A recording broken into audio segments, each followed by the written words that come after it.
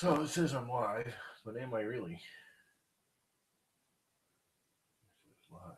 Stop broadcasting. I don't want to stop broadcasting. I want to start broadcasting. Bring the mic over here. Let's default view. Pop out the chat.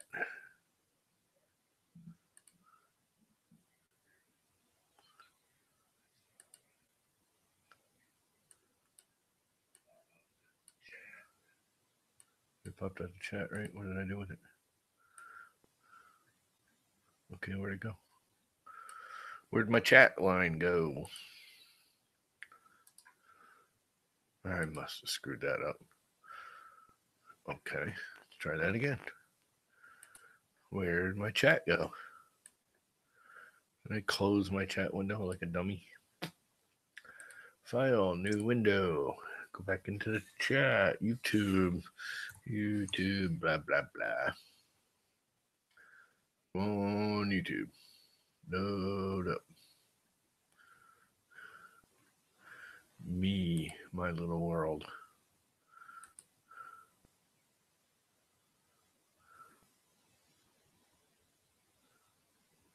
Live now. Hang out Friday night. Excuse me, soda burps. Gotta stop drinking so much soda. I've cut it way down, but I need to stop drinking soda altogether. Okay, I need to turn the sound off here. Mute that puppy. There's my chat. There's my live stream. And there's that. It doesn't look like we really have anyone watching. Yeah, you just ended yours, didn't you? Don?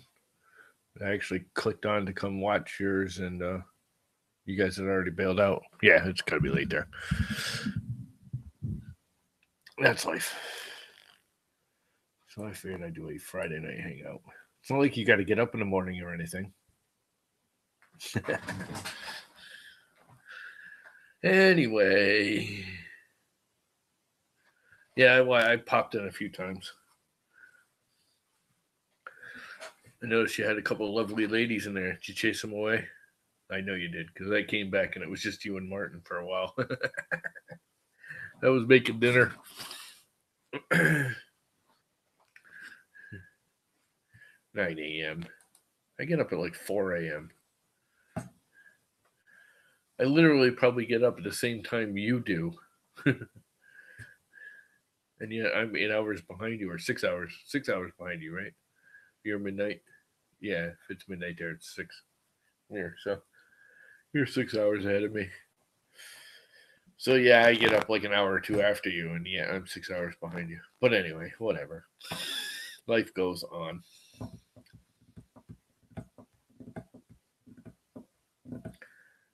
So I've got a few ideas. One is I really want to finish my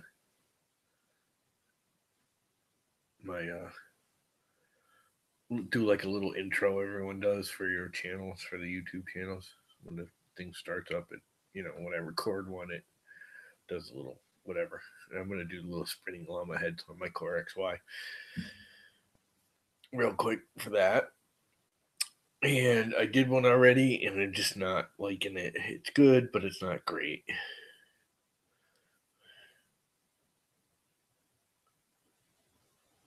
Yeah. What are you finally getting your large board? Large, I think is how you say it, not large. I think it's large or large. But anyway, what are you getting your board?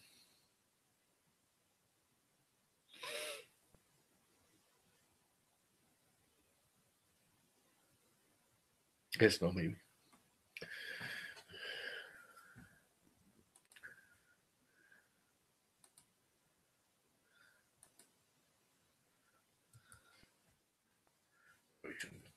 Yeah, that's right. Everyone wants to jump in.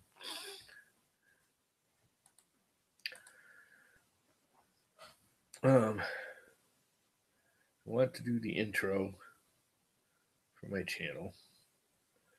I started working on my little bracket for my condensation pipe, which I think I'm going to start all over with because I don't like the way it's coming out.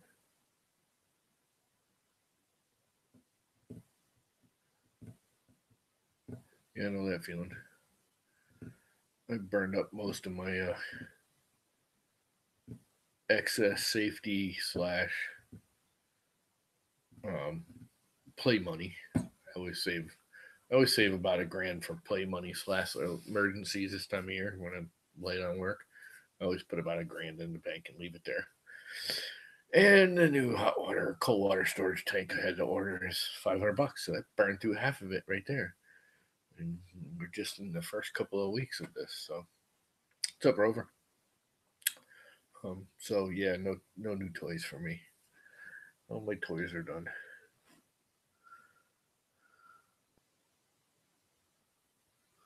What's up, BVD? BV3D, Brian Vines.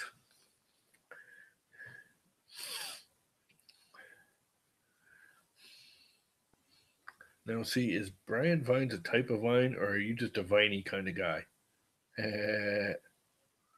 Come on, that was funny. Not really. It wasn't. It was kind of stupid. I'll admit it. It was stupid. So, anyways, I got a few things lined up, but I've just been kind of lazy. I actually started a whole bunch of stuff this afternoon and didn't get any of them done. Not one of them. I started like 3 different recordings. Can't find my little tripod. I got one of them little scrungy, bendy tripods somewhere, and I cannot for the life of me find it. I don't really care. Thomas. My real name's Darren. It's actually my name. I changed my name when I was 5 because I grew up in the Bewitched days. And people were picking on me because calling me Darewood. 5 now I wouldn't give a crap, but back then I was very upset. And some kid called it to me and one too many times. I broke his nose and got suspended for 3 days. When I came back at 5, I was 5 and got suspended after breaking the kid's nose. Wasn't too smart. When I came back, I just told everyone I'm using my middle name now. That's it. Done. So ever since then, even my social security number says D Thomas. It doesn't say Tom. It doesn't say Darren or Thomas. It says D Thomas. All my licenses, everything is D Thomas. But I don't give a crap either way. I've been called Tom, Llama, work. Doesn't matter. Oh, Jesus. Darwood! What are you doing? You got that weirdo frickin' Wiley guy. Yeah? What are you doing? I don't know. Eating cheese and crackers. Chilling. I just had macaroni and cheese. Ooh. For the 3rd meal in a row. I made it last night as a side dish to go with salmon. Was it crab? I found some old frozen salmon that I wanted to eat up just because I didn't want to throw it out because it's salmon. I don't like throwing out salmon. It's good stuff. Which I proceeded to overcook the salmon. So it wasn't all that great. But anyways, made a big boatload of macaroni and cheese as a side dish. Had that for lunch. Had it for dinner last night. Had it for lunch today. And I just had it for dinner. So I'm got beer bowels and bind in me to the max. Was it Kraft macaroni and cheese? No, it was not. It was homemade, like for real homemade. Like I make a roux and I add milk and cheese and then I boil my own noodles. And a lot of times I'll even make my own noodles. I did not this time, but I won't eat it unless it's Kraft. Crap macaroni and cheese, yeah, crap. I won't touch any other macaroni and cheese. Dude, homemade real macaroni and cheese you won't eat. Nope. What are you, freaking weird? You're like anti-American. It's like saying you're not going to eat pizza. No, it has to be Kraft, or I won't eat it. Why would you like get Kraft? It has to like be so fake and nasty. It has to be processed crap. It has to be processed crap. I shouldn't say that. I eat that crap all the time. I used to live on that stuff. That and ramen noodles, right? Yep, that ramen noodles. And the other thing, when I was living in Florida, when the Taco Bell first came around down there, was like late 80s, early 90s. And there, I mean, Taco Bell was around, but there wasn't one in the area I was living yet. And they just came out. They had a 10-pack of tacos Yeah. for like $4 or $5. And me and my roommate used to go get 2 or 3 of those. And if you ordered so much, you got like another couple bucks off. So we'd get like, I think it was three 10-packs got you a couple of bucks more off. So we'd go and get them and we'd wrap them up and refrigerate them. We'd eat a pack that night for dinner between the two of us. We could eat 5 of them. Then we'd save I'd eat the whole 10-pack all by myself. Huh? I'd eat the whole 10-pack all by myself. Yeah, well, I used to too, but we were doing other things that make food less. Yeah, I know that. Tolerable. Me and my one buddy were doing things we were food more better, and diarrhea. We went to Subway and we each ate 3.5 feet of sub. Oh, that's just disgusting. I know. You know, I remember when Subway came out. Remember when they first came out? They were like freaking awesome. Yeah. In there, you'd smell that fresh bread cooking. Now it's just like mass-produced crap like everything else. Yep. I remember that. That's when we ate 3.5 foot of sub. I was only like 12 or 13.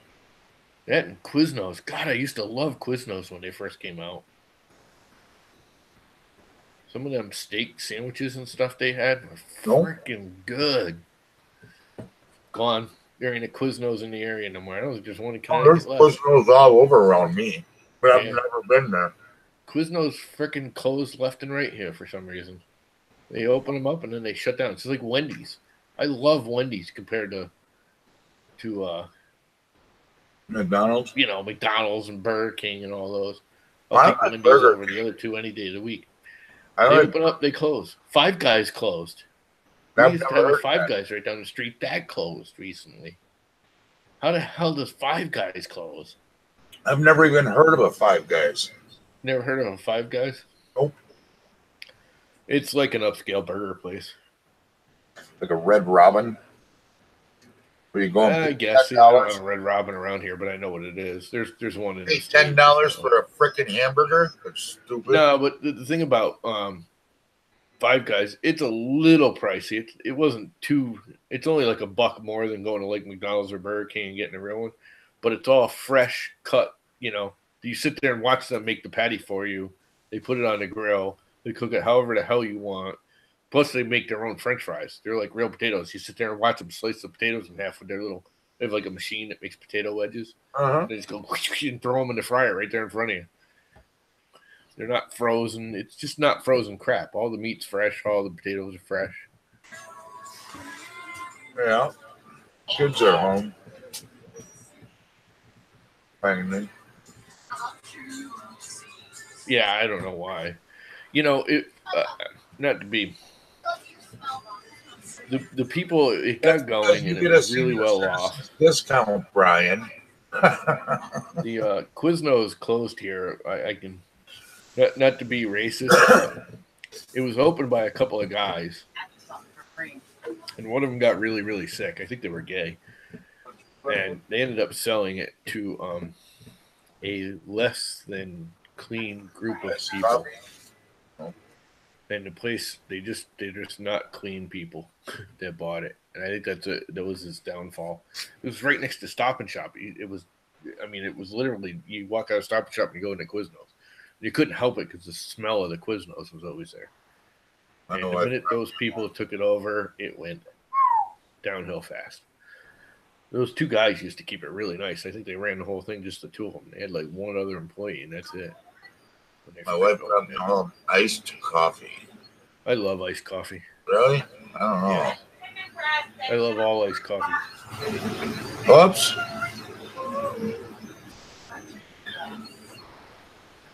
Guess we're having chicken breasts. Huh? Somebody asked me to take out pork chops, and I guess I took out chicken breasts. Well, you're really not too bright then. If you I went out there, chicken breast and a pork chop. I did not even turn on the lights. I like hot coffee too. I like cold coffee. I like coffee milkshake. I like hot coffee milkshake. I don't like stuff in my coffee with mocha. This does not look nowhere dark enough. My daughter would probably like it.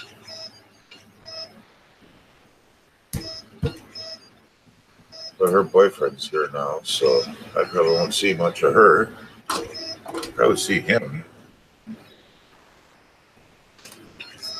Boyfriend's down for the weekend. Oh, it gets warm enough here. Coffee? How can you hate coffee? You live in freaking Minnesota, man. Freaking cold. Anti-American communist. Come on. You have to be to be an American, you have to love macaroni and cheese. You have to love chicken fingers. You have to love coffee. What else? There's one other major. Oh, pizza. You gotta love pizza. Those 4 things you have to eat on a regular basis to be a true American.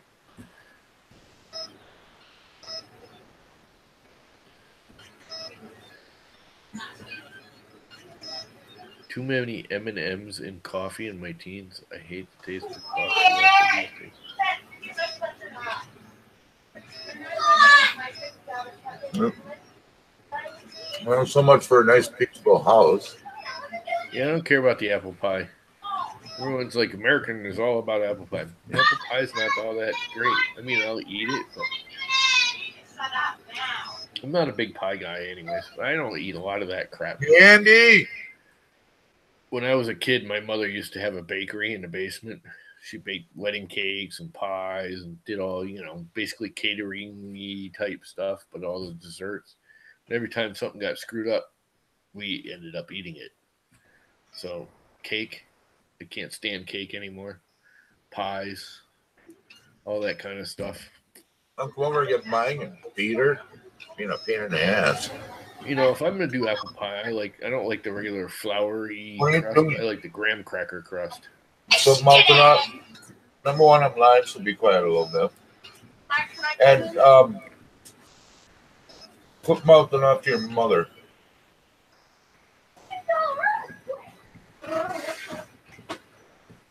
Hey, rat. Go in a moving blanket. Your dog pooped all over mine. There, Brian.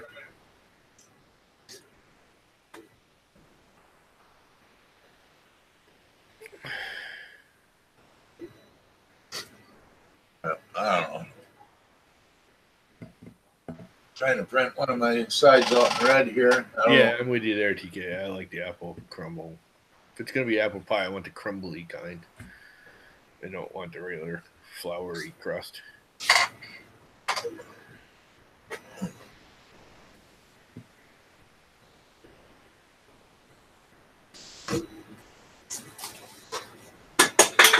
With custard? With custard, because it's supposed to be custard. Yeah, I like custard. I got really good at making creme caramels when I was working in the restaurant. That was one of our main desserts. That was like our biggest dessert was creme caramel. God, we sold so many of those things. I got really good at making them. And that's not custard is not as easy as it seems to get a good one. And I really shouldn't say that. I mean, even the stuff you fail with custard still tastes good. Finally got it I don't done. care what anyone says. The hell?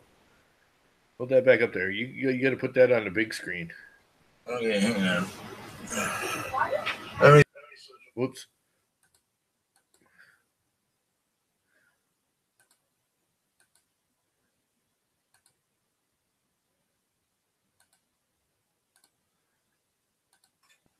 I hid you there for a second because I hit the wrong damn button. Oh, your mic's still off? Your mic's still off or something. I think I did it by accident.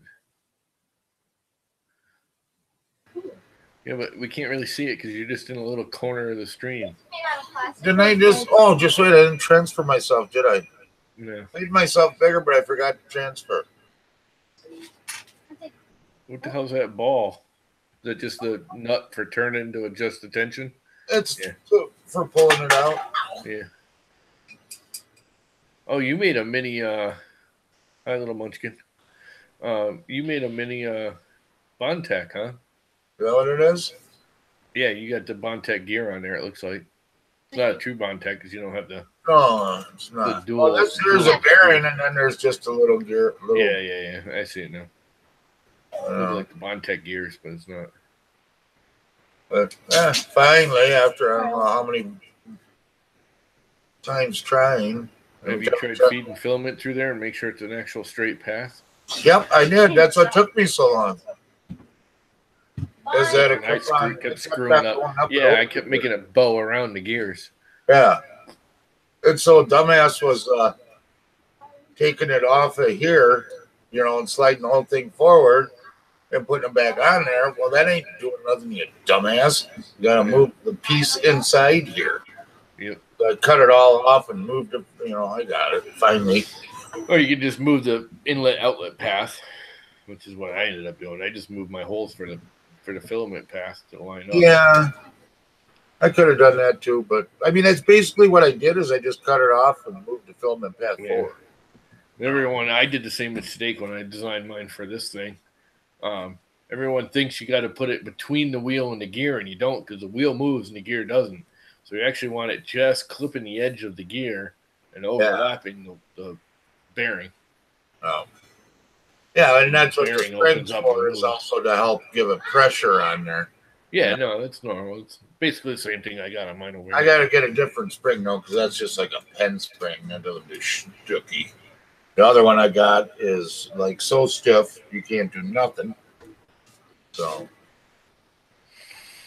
Well, the one that's too stiff, you could just stretch out and snip off. Yeah, probably. I already cut it once, I guess. I already cut it once, so. Groceries. Why don't you guys help him with them groceries? You got more, woman? No. God damn kids. Lazy bastards. Anyways, I'm done. You don't need to show me anymore. Yeah, no. Okay. You're butt ugly. We don't need to show you. Oh, wait. I'm just as ugly, so. One bad choice or another. What's going on? So I'm seriously considering doing like a series this year. Like that dude, what's his name, did this 365 prints a year, and then Blake Shom did his 200 things. I'm thinking of doing a holiday model every month. Like every month, I'll do a holiday themed model. All right. That wouldn't be bad. Give you a whole month to get it designed, make it real fancy. The problem is I always seem to, when I have to force it, I can't model. It has to just come when I'm just like in the mood. Well, that's the thing, though. You have the whole month to do it. So yeah. It can come to you at any time during them 30 days, just as long as it happens in them 30 days. Before, that's my thing, is I think I can whip them all out in the first couple of months and just release them as the month came along. Well, you can do that and just not tell anybody. They're done. Piss on it. Then you could do extras like Shom did. Yeah. Well, that was my thought. I can't do it. I can't commit to that much, but I could probably do one a month, on a holiday theme. But I don't want to do the same old crap. It's the other thing. Like, let's say I was going to do President's Day. What are you going to do? You can do it like a bust of George Washington. I still want Trump's hair done. Get Trump's hair done. I want that little thing done. The skull cap. Well, just that little poofy part on the side. Looks like a little ferret or something. How I go about that? That'd be really freaking hard. I know it. Well, for President's Day, you can make a sniper rifle. Sniper rifle. I mean, I just don't want to do the same old crap, Mm-hmm. Don't want to do a bust of George Washington or Abraham Lincoln. It's like there's a million of those out there already. We don't. Already got this month's done. You got your shot glass and your vase done. Yeah, well, that's just it. I got to get it started. You could do at least one a month. Some months you might do 2 or 3. Yeah, well, there's a couple of months. Isn't April like void of any real holiday? Then May kind of has too, because you got Yeah. one right after the other. But isn't Next it month there's like 4. summer? That means it's summertime, so you can do a summer theme. Yeah, but like February has what 4? I think 'cause you got Yeah. Groundhog Day, President's Day, Yeah, but you don't have Valentine's to Day, and something else. Are all in the same month. Yeah, but you don't have to hit every holiday. No. Well, that's my point of doing it a month. By all rights, there's about 50 holidays every day of the year. You know, or something to celebrate. Somebody farted or whatever. No, it's April or March. March is Easter, isn't it? I don't know. March is April loaded Fool's too. Day. You got St. Patty's Day. You got April Fool's Day, first of the month. Yeah, what are you gonna model for April Fools? Oh, I could do one of those puzzles like puzzle box, or yeah, but make it literally impossible. Like you can't actually April Fools. You there is no way to figure it out because it just won't work. You can design a real good fart bomb, or something, or glitter bomb. Did you see what's his name's F-bomb? Yeah, well, I started printing and I ran out of freaking filament. That actually looks pretty cool. Yeah, I got it. Where's my freaking F? Yeah, right there's my F. That looked like a pretty. I didn't run out of filament, but that damn silver. Remember, I just sat here and talked about it the other day. That the silver that you gave me stopped or whatever, knocked something over. That's what it was. It knocked one of these over. No. And I don't have enough of it to finish, so use a different color. Well, I know. Well, if it ain't the right colors, it's got to be gray. I really don't have any other color but like wood. Oh, come on. Wood would be awesome, although I think it would just break because it's a lot weaker. Yeah, and that's supposed to be for my daughter's violins, so I can't really use that. I mean, I think this here is just about it. Besides my wood. I mean, I do have my multicolored roll that I don't want to use. I could, when I get my ender done, I can box it up and print some ABS. I got a couple rolls of ABS. Yeah, the other thing I want to try, I might play with it again this coming week is the velocity printing. What is that? I really want to try that. You never seen the velocity printing? You know how when the extruder goes around and you get like weird spots that have changed like the pattern in the layer? It's usually because it's sped up or slowed down. Oh, this yeah. dude figured out how to code it. So you import you slice your model just like normal. Then you take that G-code file and you import it into this velocity painting program with an image. And what it does is it changes the speed as you're printing, like radically. Yeah. You get a different grain, and the picture shows in the grain as you print. Oh. You've never seen? Look it up, dude. It's freaking cool. I don't have to. That's crazy. And I played with it before, but the system he has for aligning it just doesn't compute in my brain. And I get how it works. I just can't figure out how to get it to do what I wanted it to do. Because it doesn't actually indent or, it's almost like it's embossing it, but it's not because there's no change in depth. It's just how fast the head's traveling and how fast it's squirting out the filament. No, that's crazy. Changes the clarity and the shine and all that. Yeah. Yeah, no, I know. You can get different colors by the speeds. Yeah. Yeah. Well, speeds and temperature, too. Yeah. That's his other thing is you got to get the temperature right for the filament so the speed will really show it. But yeah, there's been a couple of guys did some really cool stuff with it. Huh. Oh, sorry, didn't see them yet. I think I might have heard about it, but I don't know. It keeps getting a hit every once in a while. Like, I think Devin at Make Anything did it for a while, but it's really difficult.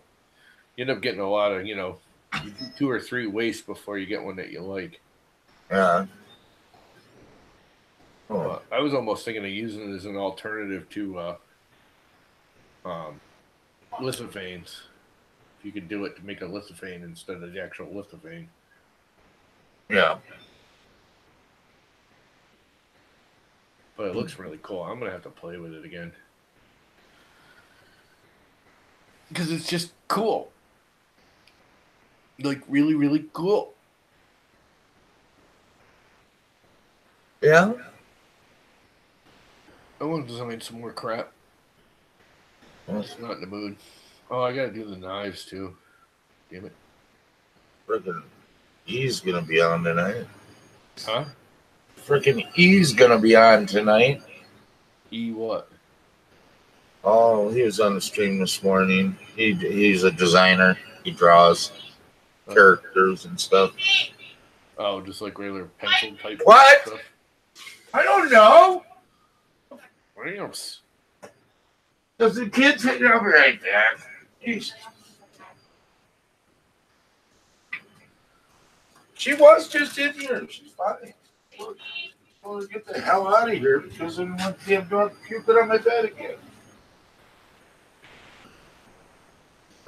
So anyway, folks. Mike goes and yells at his wife and children. What are you guys up to? Anybody doing anything fun? I wonder what my weather's supposed to be like tomorrow. You know what? I should set up my camera, which is plugged in right now. Christ. What? And making the F-bomb still here.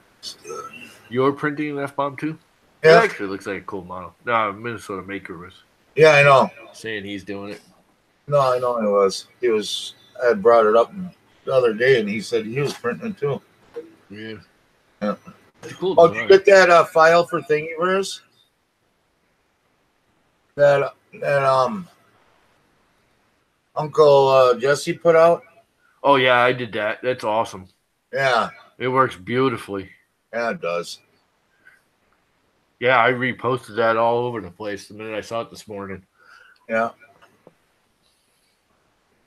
That actually did it. Go ahead.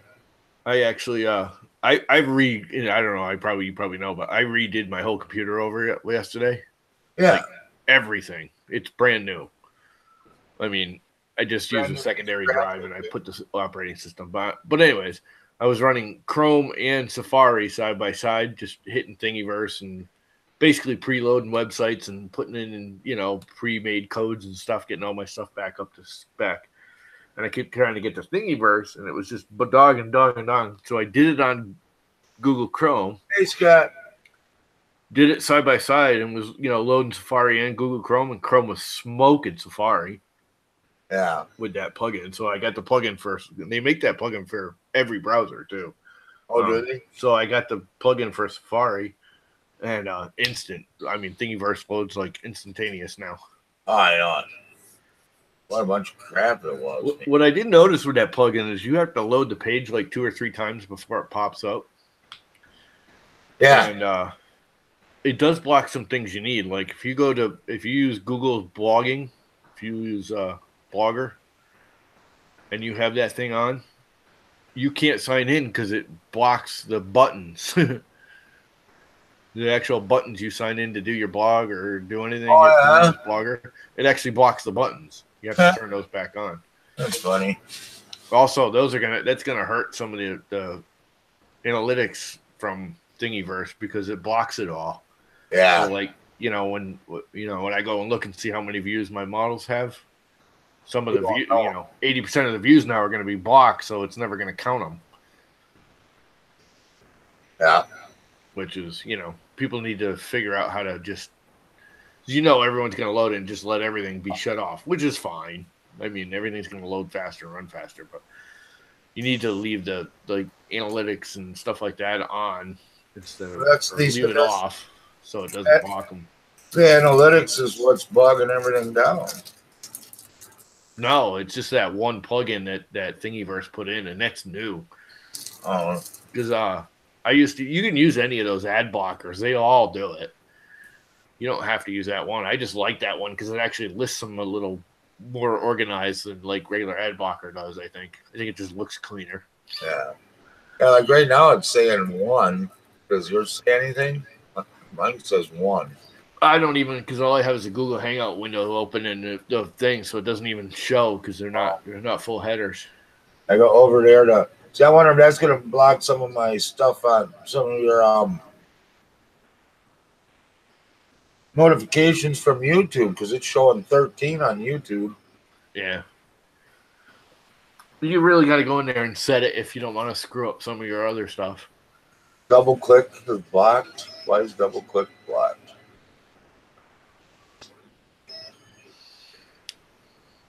Twitter double click's a tracer. Oh, is it? Yeah, that's one you do want to block.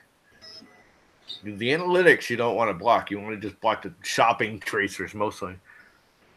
I went on to YouTube and there was like 200 like tags that I found.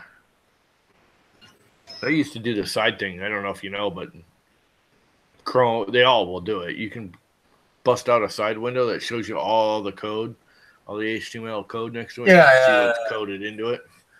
I used to get in. I haven't done it in years, but I used to get into all that and block stuff and knock it out and erase it and do all kinds of crap to their websites.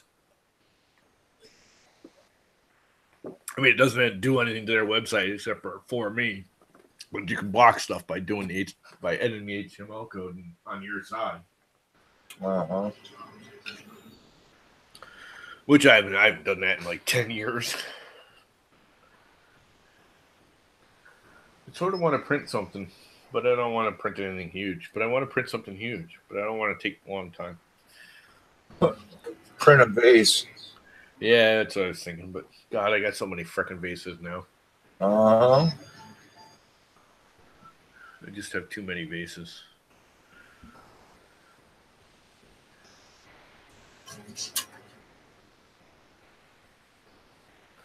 Just too many vases. I should do my video for this. I think I will now that I think about it. Hey, Scott, how's your weather coming? What's that? Asking Scott. Question. I'm printing a rock and it sucks. Who's got a question? Printing F-bomb. I was talking to Scott. Oh. Well, stop talking to Scott on my damn stream. Yeah. I don't give a shit. I know. I don't give a crap. I swore. No swearing. I gotta stop that. Don't be more family friendly. What's so boring? Us? Yes, we are. Well, you ain't a kid in there. That's why we're on here, is to bore the crap out of you people too.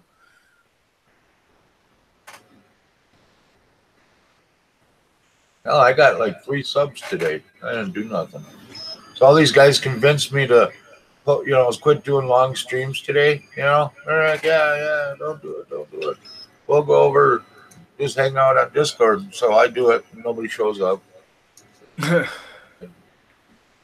I don't like doing long streams. I found anything over like an hour pointless. Oh yeah, I know. Well, yeah, I know you had to just hang out and BS, but if you actually want someone to come back and watch it, yeah, no, they which no one's ever gonna do anyways, because this is just boring crap of us just yakking. Yeah. No, you try to make the first hour or so interesting and then screw up. Yeah, basically. Excuse me. Yeah, no, I know. I understand that.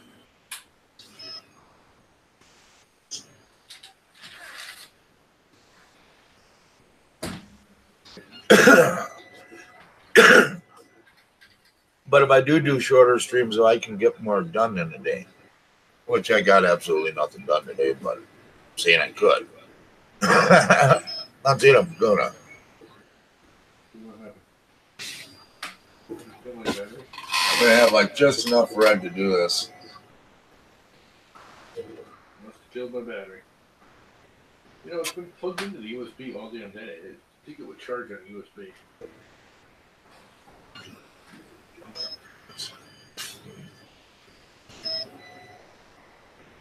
How big you print the T-Rex? Jake, Matt, John, Josh, whatever the hell your name is.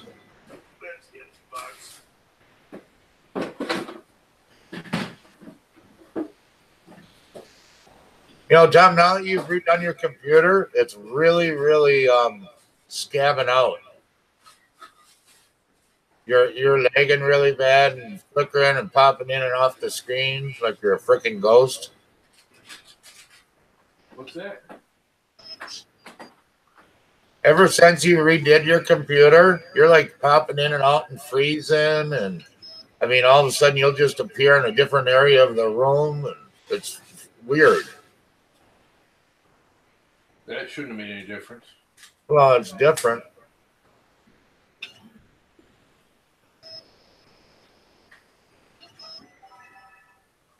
Blue, blue, blue. Ben's there. Where's Ben? That's in progress. Let me guess, that battery's dead too. Oh, one of my knives and all rusted up. Yep, all my battery's dead because I'm not doing that right now. Full screen. It's. I don't like the way I have to charge. Oh, that's cool.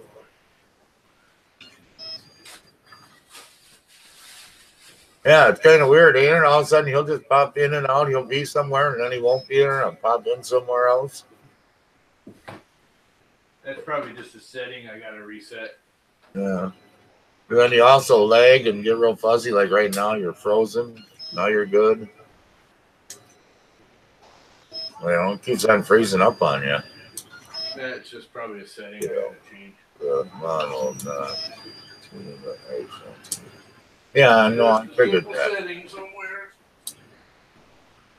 I'd like to do That one. could be just YouTube being clear too. Yeah. I'd like to do one about 4 or 5 foot long. And a crab load of material, but it would be pretty cool.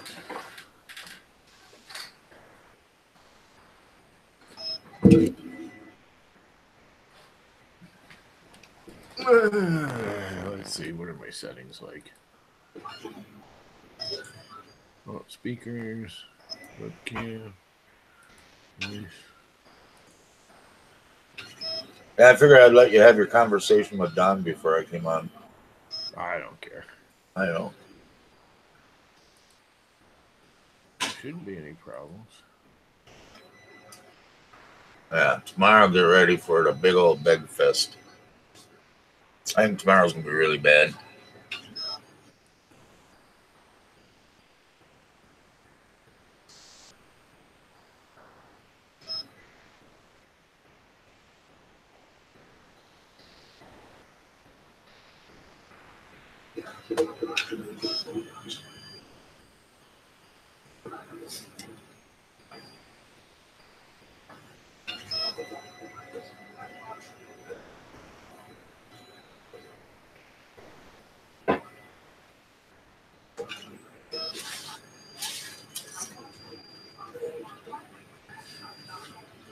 Hello, Wales. This was really interesting. Oh, she must have watched my stream today. I saw him on Green Bay Lackey's live stream the other day. I watched the show. My love and support. I hope you had a happy New Year. Yeah, well, yes, I did. I'll have to go say hi to her. She looks freaking hot. I want to see her. I'm going to check her out. I'll go to her channel.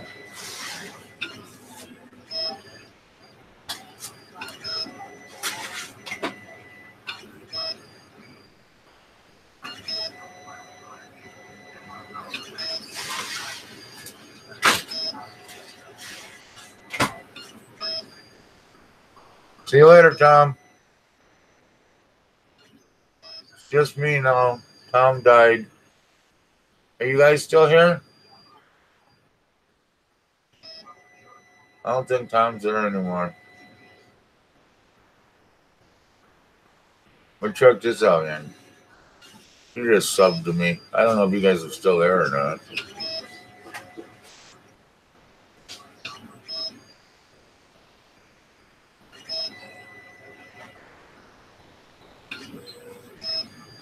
I don't know what happened. Tom died. I don't know. We're still alive. Tom's not. Huh? Are we still alive?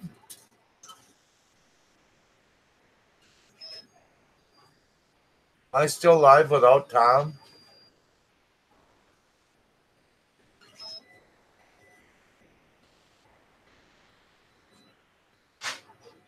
Oh, I just got yelled at by Nightbot.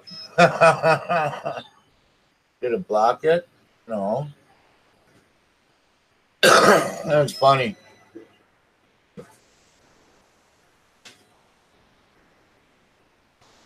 So did it block that link or no? Chat deal. Chat delay. How are we getting a chat delay? We can have all kinds of fun now. Oh, okay. Thank you, TK. I'll go check her out, man. Kind of hot. You just subbed to me today. Hey, cool. I'm still here. Well, you're kind of still here. You're not on the stream. You want the well? You can't. You got to make me a hammer so I can give you the link to get back in.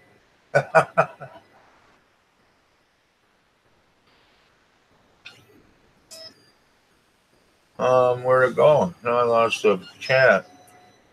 You want the link, Tom?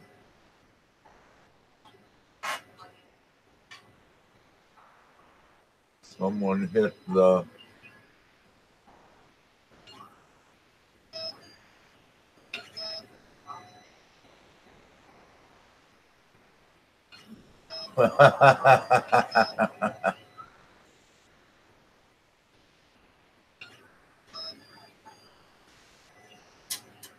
Tom, make me a hammer.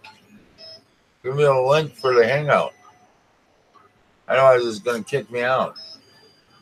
All right, here you go. I'm going to do it anyways. Want me to put the link out so you can get back in?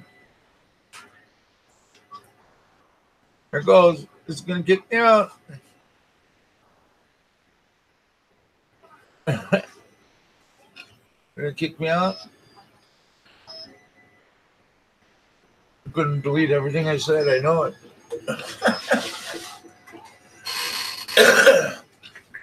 Come on back in, Tom. Now I'm running your stream again, just like yesterday. You know, yesterday, sat on the phone with your freaking feet up on the desk for 25 minutes while I ran your show. Uh-oh, stop posting links. You got to change that. Did it kill me that time? There you are. Now make me a hammer so bot quits yelling at me. You there, Tom? Yeah, we got power back. Yeah, it was crazy, man. It was just like, hello. Deleted it again. I know. Tom's got to make me a hammer. Someone definitely hit a pole because I heard it. Power went out, internet, everything went down, and all of a sudden you heard this real loud crack. Nice. Oh, I got to turn this back on.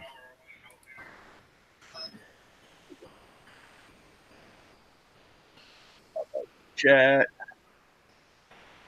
Yeah, get that all back up.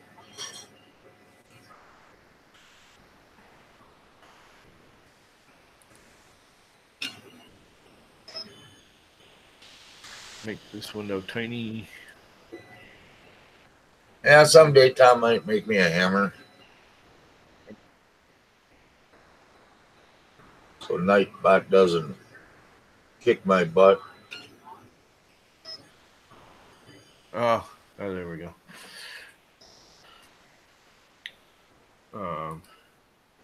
Yeah, he's back from the dead.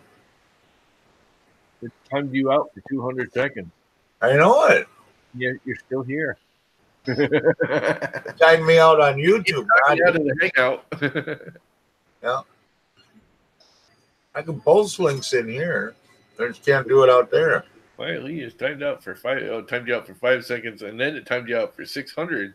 Wow, you've been a bad boy. That's because I posted 2 links. Yeah. One for the hangout for you to get back in, and one for a gal that just subbed to me. That's kind of hot. I didn't need that hangout link. I had it. Well, I know. It's easy to get back in with a Mac. You just hit reload old page. Yeah, you might be cool enough someday to be a hammer. You never know. You'll never be that cool. Yeah, you ain't a shit in there, Minnesota maker. You actually have to join the chat. You got to get in here so we can see your ugly ass face. I'm here every time you come on, and I don't have a hammer.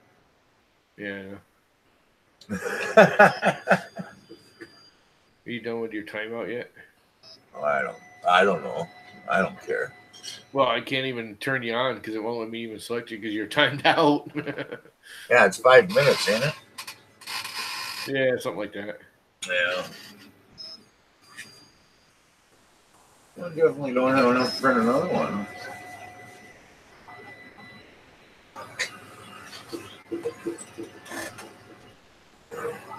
I have. I have a face for radio. Yeah. Yeah, I got 2 chat windows. Yeah, still won't let me. You have been wasting time out. I have a feeling I'm going to get booted again because they're going to start working on the poll. And someone definitely took out a poll. There's no question in my mind.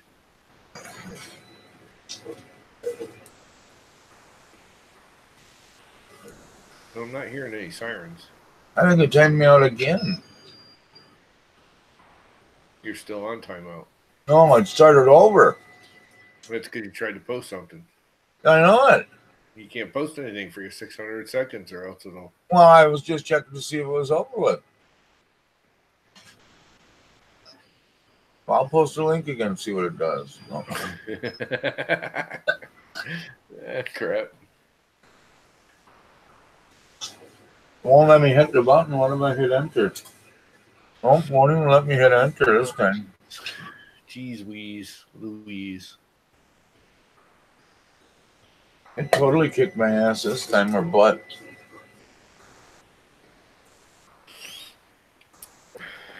Part of the way there.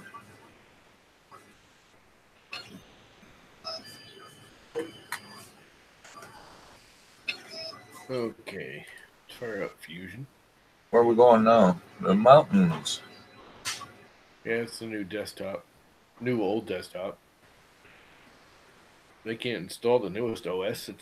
My computer's too old. Fusion's dancing at you. Yeah, I know. I'm firing it up. That's why I shared my desktop. So I was going to, I don't know, build something in Fusion. You know what I never finished? I never finished the Trash Walker reconstruction leg. I got to do that this weekend, I think. There you go. So you can build it, you know, print all the parts in different colors and materials if you wanted. And then build it so you can make it really big if you want. Yeah.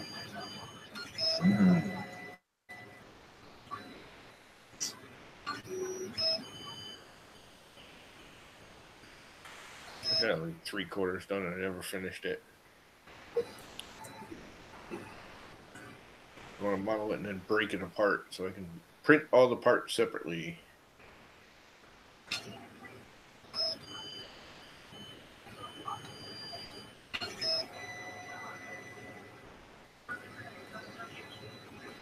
And there is Fusion.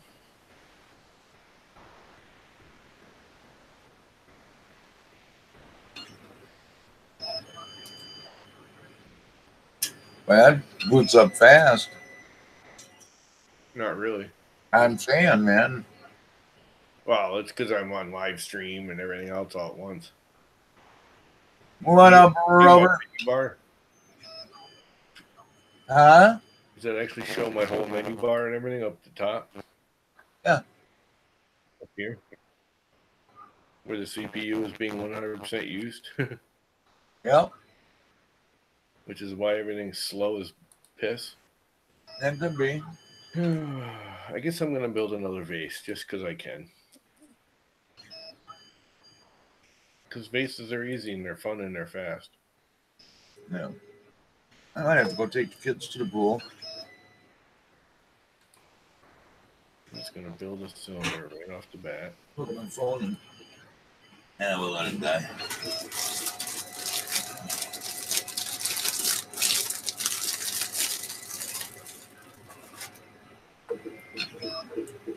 Those that are poor dog when it's sick again. Okay. So let it die. Yeah, I know, I'm so excited, man. I'm almost again. Okay.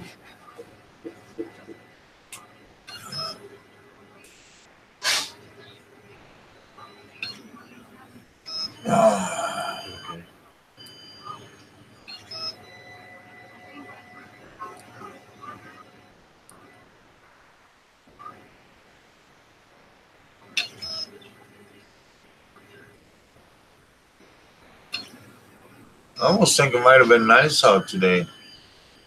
It was nice out today, at least here it was. I mean, reasonably. It was a little windy, even though it was somewhat nice. I don't know, the sun was out and everything. I guess I went out there once to take my garbage out. Wasn't bad. Hey, there's my base. I'm done. There you go.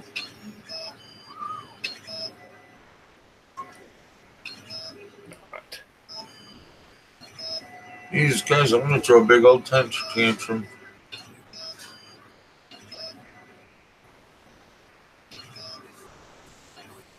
Actually, I don't want to do that yet. I want to do this one. This one. Almost there. Oh, no, not that one. This one. This one. So I have a six-sided thing. If I go like so, distort it. Almost there. If I go like this, I should distort it some more. I don't want to do that. Command Z. I want to leave the bottom two. Again. Here I come, guys. Ready?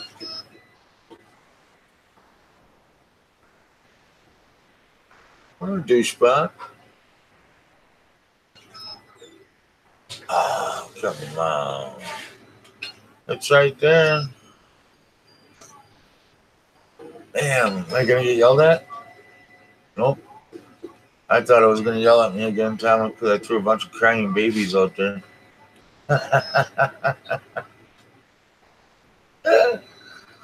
I'm not even looking. What are you doing?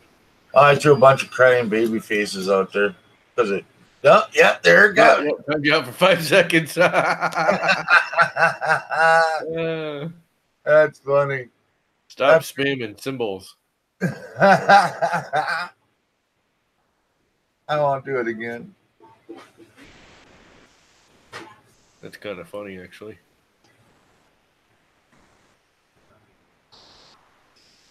Holy cow.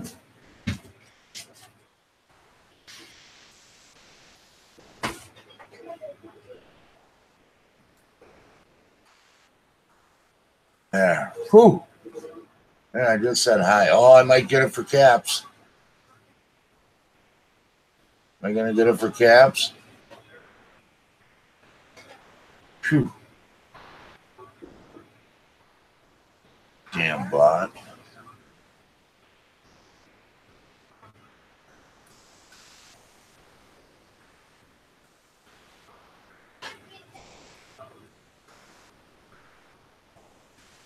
That looks like the last one you did, Tom.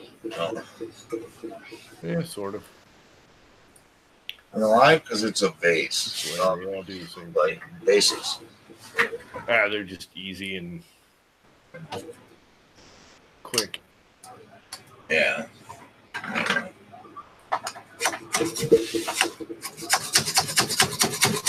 See, that's why you play. You kind of trying to learn the this area of it some. What I can do.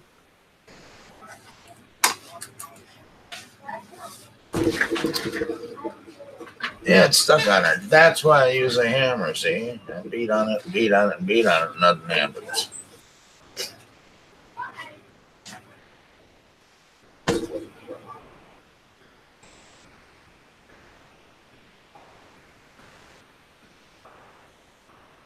I don't know.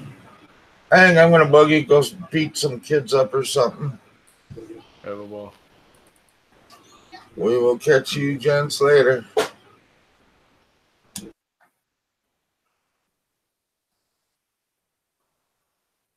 So I'm just designing a base, if anyone cares.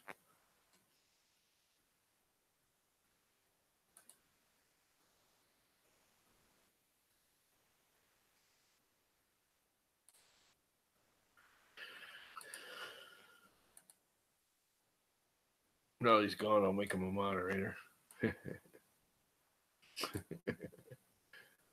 Crap. That's kind of funny.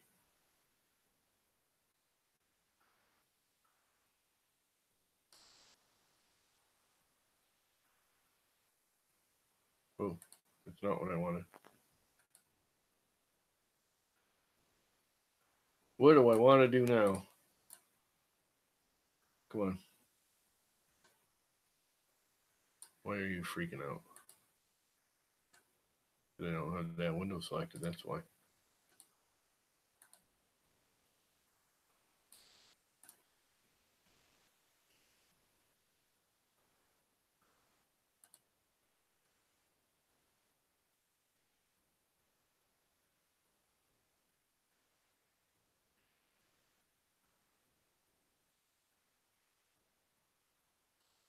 I think options, grow, shrink, optic snap. Okay. I want to crease those, and I know there's a way. Modify, crease. These. That way, when I suck them in, oops.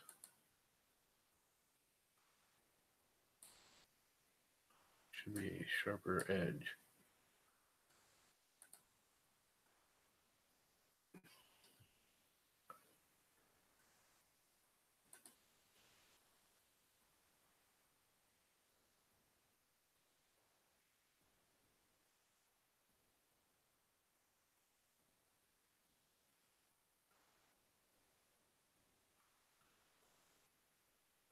An awful lot. I gotta suck it in to get that to work.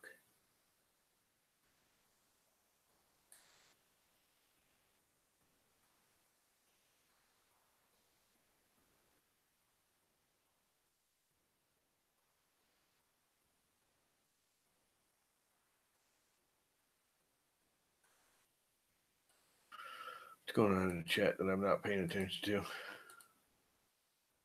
Probably pay attention to that now.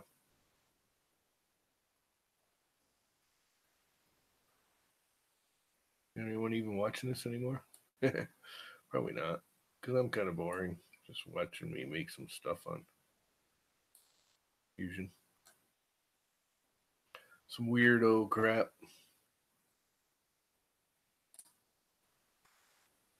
Thinking this needs to go in too. Where's my little inward handle?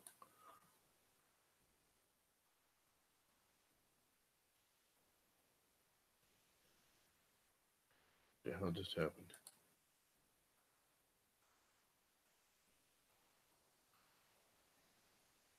That's kind of odd, huh? A little different. What else can I do to it to make it different? I wonder if I can decimate these. Create, edit, modify, subdivide. Let's see, I did these two. So it's this one, this one, and this one, this one, and this one.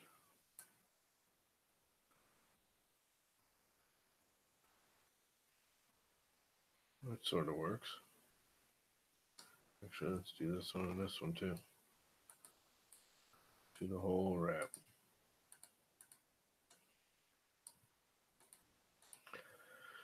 Do the whole wrap, because then I can take these. Actually, yeah, take, well, yeah, these here. Take these right here. I'm not sure I want to do it this way, but I'm going to give it a shot.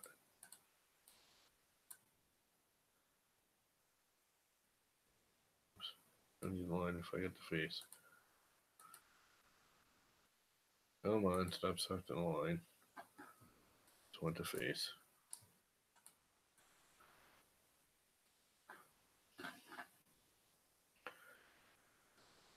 And modify. And I think if I expand it out, it'll give it a more bubbly look, right? Nope, it's just pushing it out. So what if I go this way? Just stretching it. That's just shifting it. Crazy.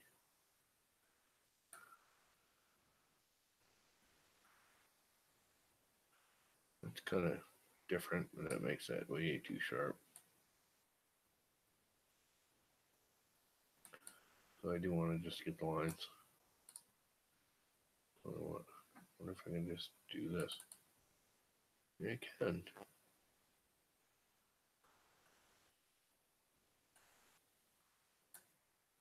That works.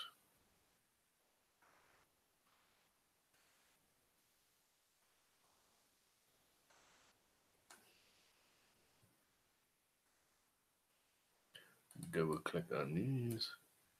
Then if I expand right here, whole thing fatter.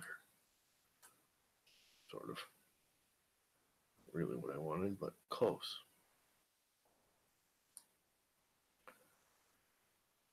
Right, let's try this. This. And then bring it out and get a set dimension, which is more what I want to do. 1.5. Delete. 1.5. That looks good. I'll do it to this one. And this one. Do the same thing. Where's my control handle? From the top. Come on now, set her up. Thank you. Look from the top. Which way did I go?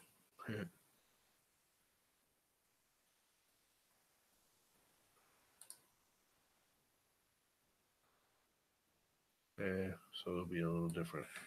1.5. Didn't think of that, but that's all right because that'll give it character. This one. And shift hold this one. Modify that. Expand out 1.5. 1.5. Return. Now if I take this, I don't really want the whole thing though. I just want, I think there's an in between and I don't know what it is. I can just do the top and the bottom and hit in between. Pretty sure there is one. I can't remember what the keystroke is, so I'll just select them. Do not want that. Modify. Now I want to just bring them all in. I'll make it kind of a pudgy thing. Which is more what I was looking for. And that's pretty interesting, isn't it?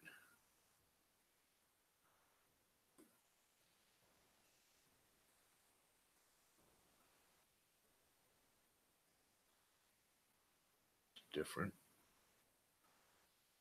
Mildly amusingly different.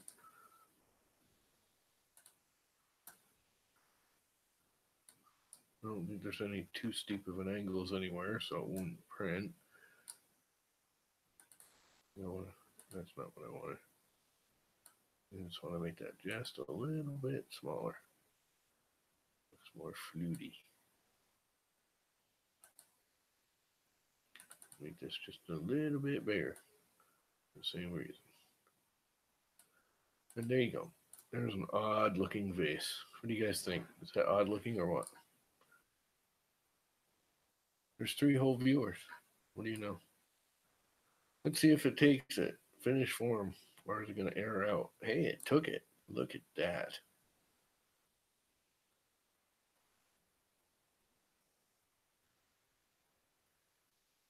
That is really bizarre.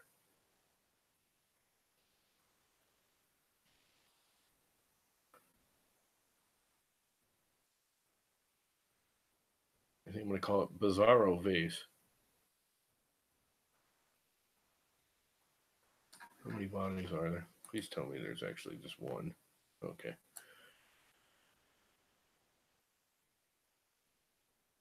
Yeah, well, sometimes when you come out of that form modeling, whatever they call it, sculpting area, it will, when you make odd faces like this line, it's quite often. That's why I check to see if the bodies, if there was 3 bodies or just 2 or just 1, excuse me. Sometimes it'll make it into 3 bodies because it can't understand it being 1 body. So if you make something too detailed in sculpting, it'll split it up into separate bodies on you. And you have to go back and realign the frickin' faces and blah blah blah. It does that if you extrude too. If you draw a box on a sketch and then you extrude in the sculpt mode, every corner will create a new body. So if you take a perfect square, you extrude it in sculpt, you'll actually have 4 separate bodies, not 1. Which is really bizarre. Any sharp edge, any creased edge creates a separate body or a start to a new body, which is bizarre, but it's just the way fusion works. So now what can I do with it? I wonder if I can put text on this. I would have to seal this. Let's go back into the sculpt. I want to edit. Back in the sculpt. Close this off so I can fill hole, weld everything. Go back. Oh, an actual face. I gotcha.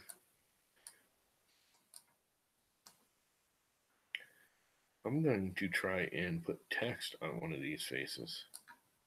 Right here. Will I be successful? I don't know. Let's find out. Where am I going to put the sketch? There's no flat face. I don't even think it'll let me.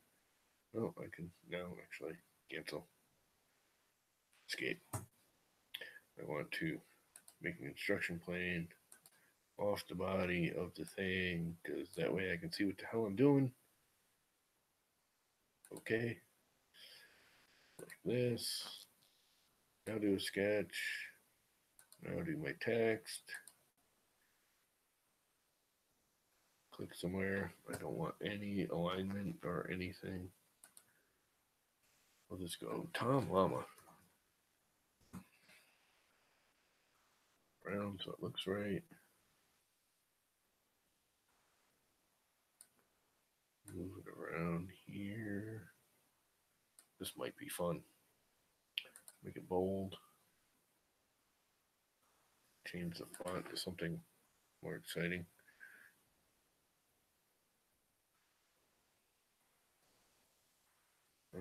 What was that?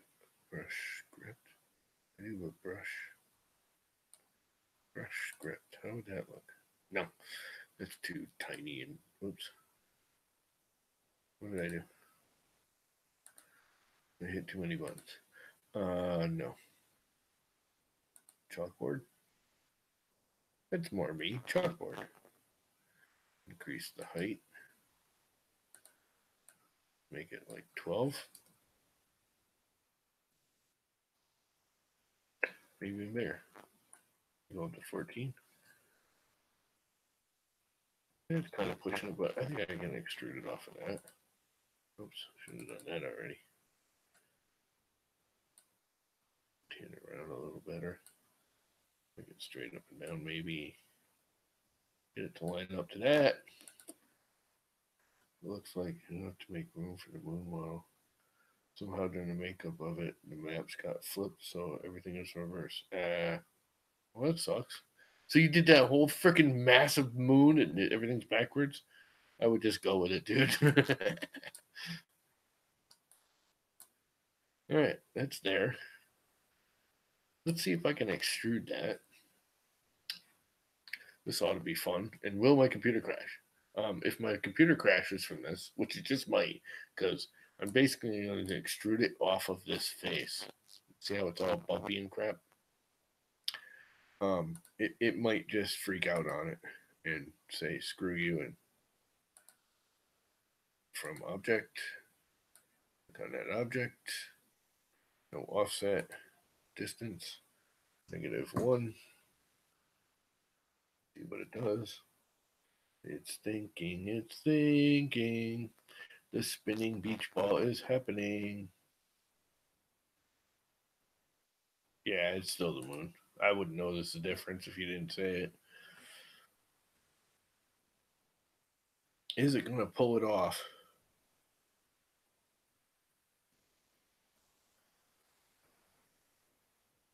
It went over to cut. It did it.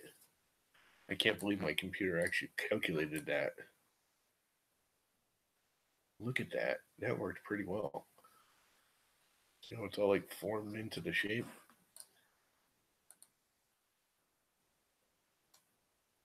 Yeah, it's not hard. Not a hard thing to flip in software, right? It's just reprinting it 10,000 times over. I'm gonna go to 0.75, I think. 0.75. It's thinking. It's thinking.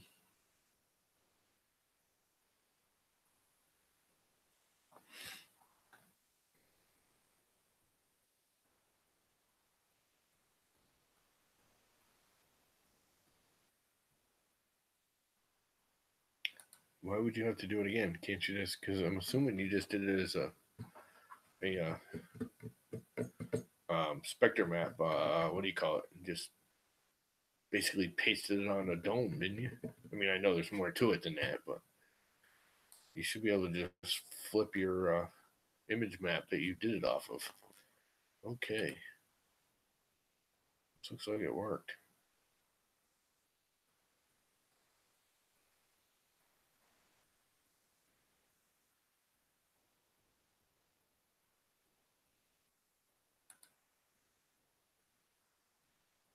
Yeah, you converted them into a solid 3D model. So you should just be able to invert the whole thing. Why was Fusion freaking out? It's spinning, it's spinning. The beach ball is spinning. Will it crash? Will it crash? Who knows? Just might. I'm only using 92% CPU though, it says. 95, 92, 90. So it should do it. I should have done it already. I mean, I know that's a pretty complex shape actually, but I've already done the calculations to display it, so I don't know why it's not just drawing it. There it goes. It drew it. There it is. That's freaking awesome. I think I'm gonna have to print that.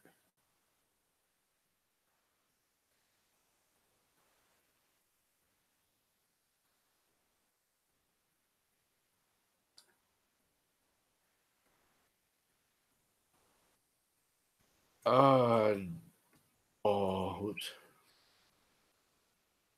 Feature and reference by another feature in the timeline. Cancel. What are you talking about, features? I'm not doing anything with features. I just want to change the name.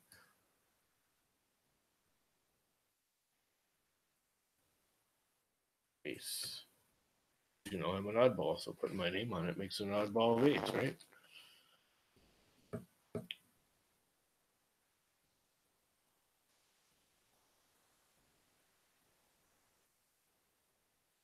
It's the third time around. That sucks. So there's my Tom Llama face. What do you guys think of that, huh? Look at it. It's all like in the shape of it and everything. Oddball base. Save. In vases. Where's my vases? Vases. Oddball base. Oddball.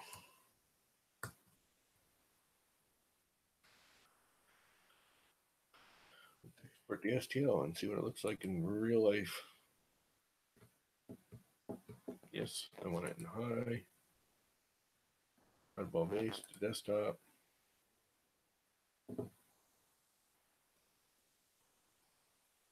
Let's see if it's a clean model. Go away fusion. Alright, let's see. Where's oddball base here? Right here. And that's the good thing about a Mac over a PC is the Mac OS.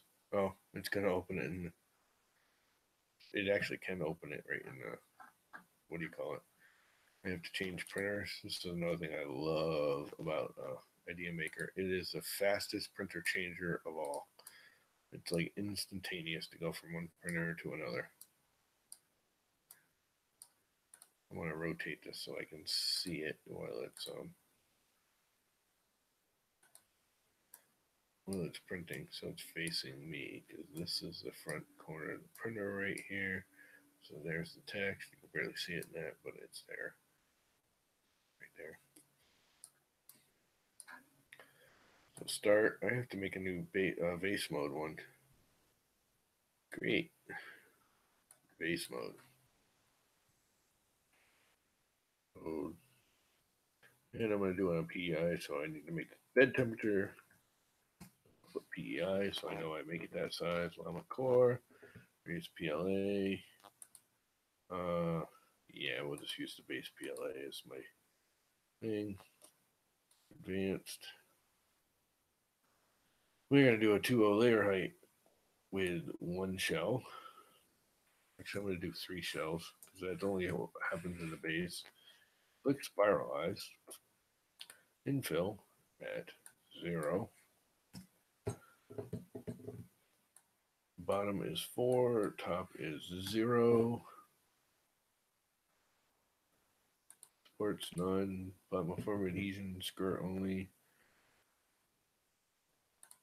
Cooling 1, 2, and 4. Yes. Temperature 215. Get up to 220. Base mode. Advanced. I gotta go back to layer and change the speed a little. Actually, you know what? I'm gonna leave it because when it goes into vase mode, it's gonna freaking slow down.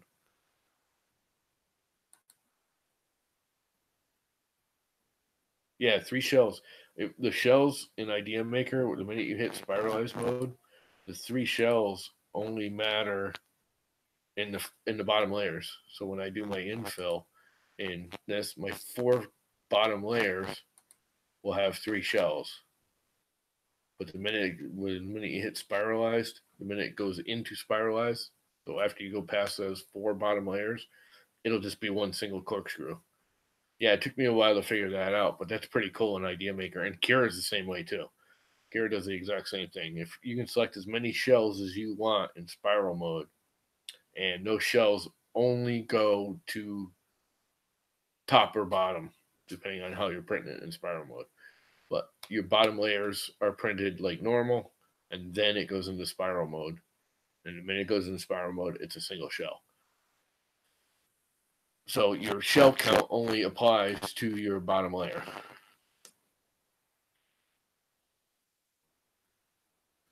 Temperature ooze decode that I've already changed, but I need to get rid of this one so it doesn't do that stupid freaking 15 millimeter hoppy thing for no reason. Okay. Okay. And slice. Yes. Never enable this in wall detection thing in base mode. It's really, really, really bad. This is going to be a couple 3-hour freaking print. That's big. I think I made it, what, 200 millimeters tall? 4 hours and 32 minutes. I don't see myself printing that tonight. Let's see what it looks like.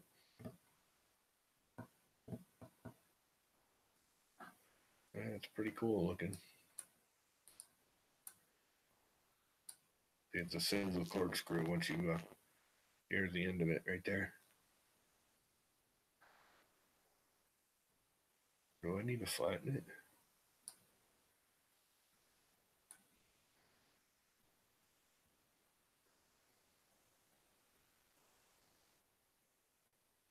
If you look, I don't know if you guys can see how small it is right here.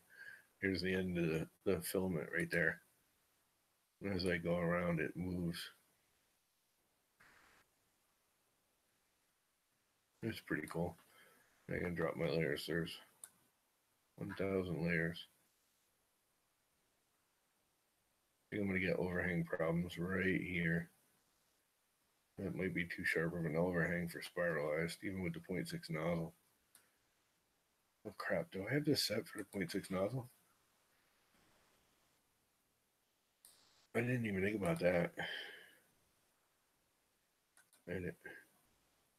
Advanced. Extruder. Yep, 0.6. Okay. I haven't sliced for the Core XY since I rebuilt my computer yesterday. Oh, now I'm gonna reslice because I didn't save it, did I?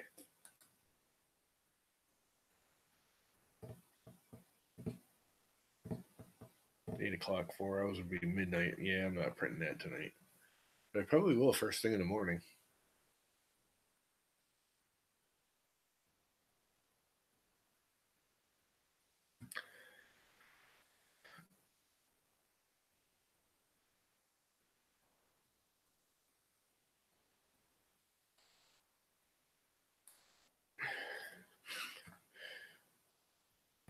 You know what I could do? I could just shrink it. I think I'm gonna shrink it down to 100 and print one tonight.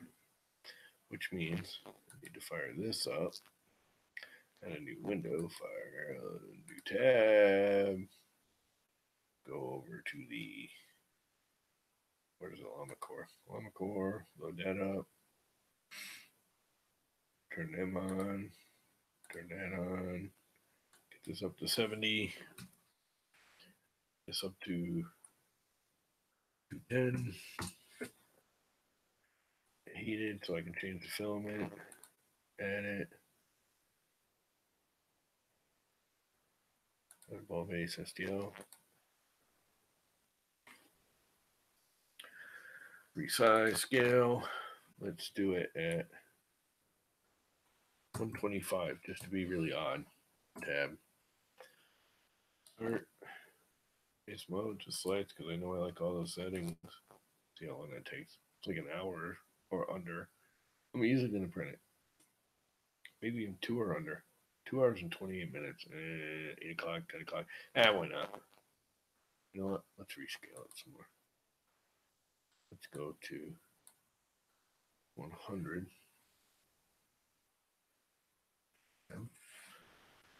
Alright.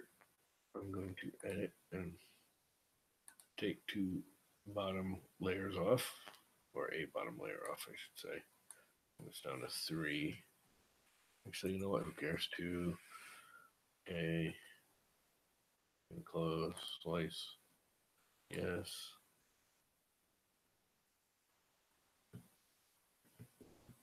One hour and 41 minutes. Export. Cancel. Eyeball vase. Half size. Oh, can't put that in there.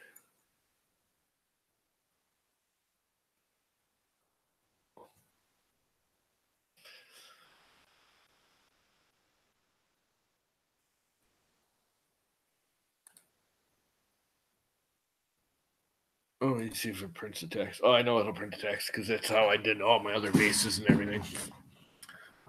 Let's see. Stop screen sharing. And go back to this. Now, I should be able to. Let's put the printer in view so you can actually see what I'm doing. I should be able to now unload my filament. I don't know. Can you guys hear this when it does it? It sounds like a small jet airplane going off in my room because I got it at like 8 million speed, 8 million millimeters a second unload speed.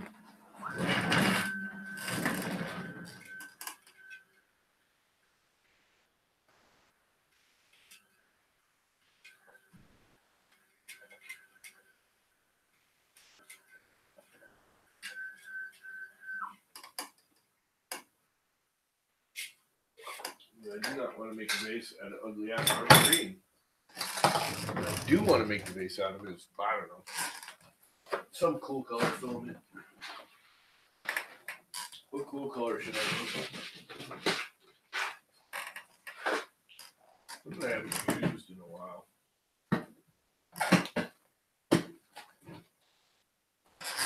It's a little bit different, a little bit bizarre.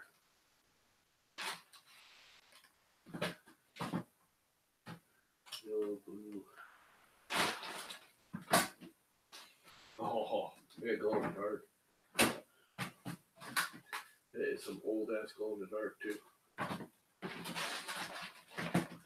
Don't really want to do the polygon these because then I gotta change my temperatures and everything again.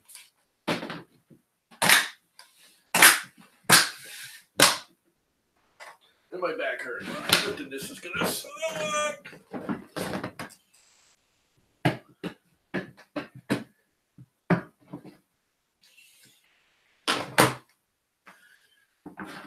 I have wood. Ooh, marble. I'm gonna do it marble. That'll be different. A little dinky little marble, which should do this little dinky size vase, no problem. Oh crap! Some tubs of vinyl. Their stuff is heavy, and I'll need a little dinky holder.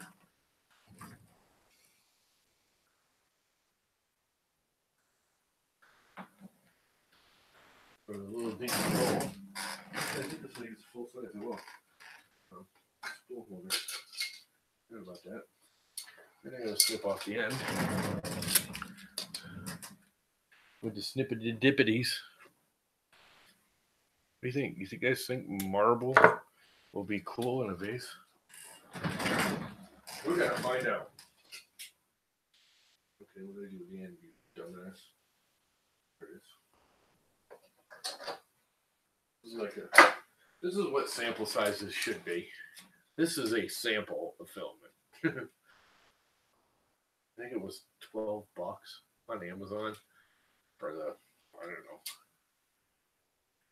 a Molin filament marble. It was on sale. It was normally like $15, and it was like $12 for this little 200 gram unit. So I said, you know what? I want to play with marble. Well, where's the hole? That's what she said.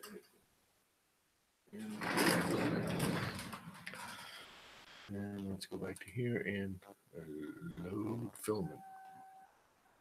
Want it in? Yes, it is.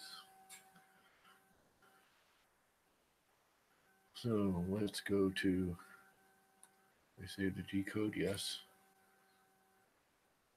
Are my temperatures up? Oh, I never set the frickin' bed temperature. Darn it. 70. That's gonna take a minute.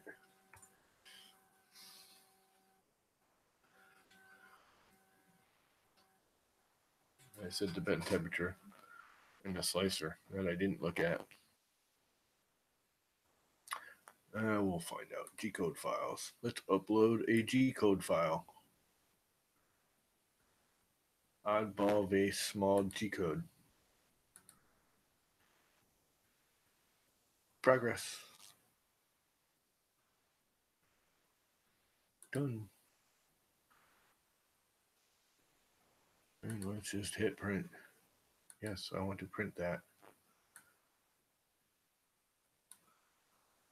And it's going to take a little while for the bed to heat up because, like a dumbass, I put my 24 volt on the little one and left the 12 volt on the big one. And I should have put the 12 volt or 24 volt on that because then the bed would heat up a whole lot faster. And that bed's heater are, I believe, Can't remember if that's neither or better or not. Maybe that's not. That's why I put the 12 volt on that one when I got them both at the same time. They're both means well power supplies, and I bought them for the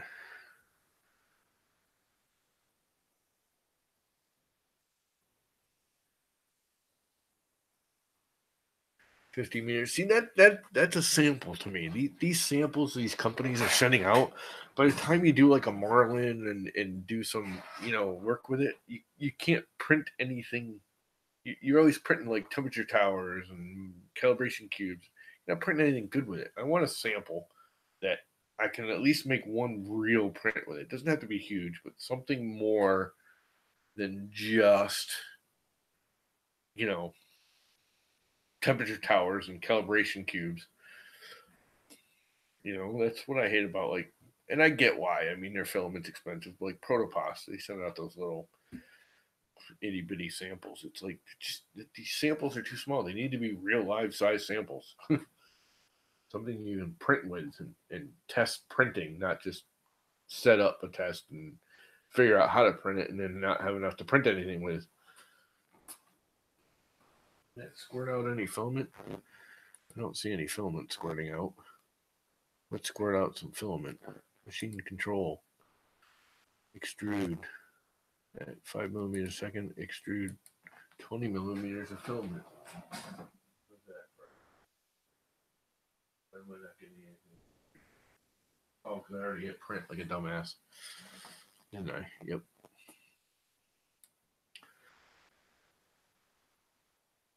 I'm going to hit emergency stop. Bail out on the whole thing. Reload it. I want to load the filament. I don't want it starting with green at the bottom of my. Although it might actually look good to have green on the bottom of the marble. Okay, let's kick these back on real quick. 20. 65 will work.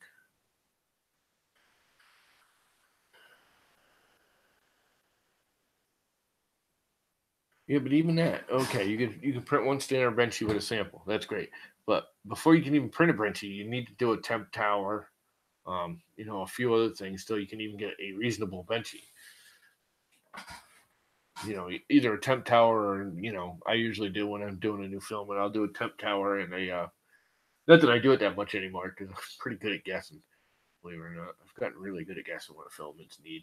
But I used to do a lot of a temp tower and a stringing test. They're like 4 cones and um, like a regular 2020 cube, more to see if it bleeds more, what the finish is going to look like. And that usually more than wastes a sample. I usually look at the print all 3 of them with it, which is ridiculous.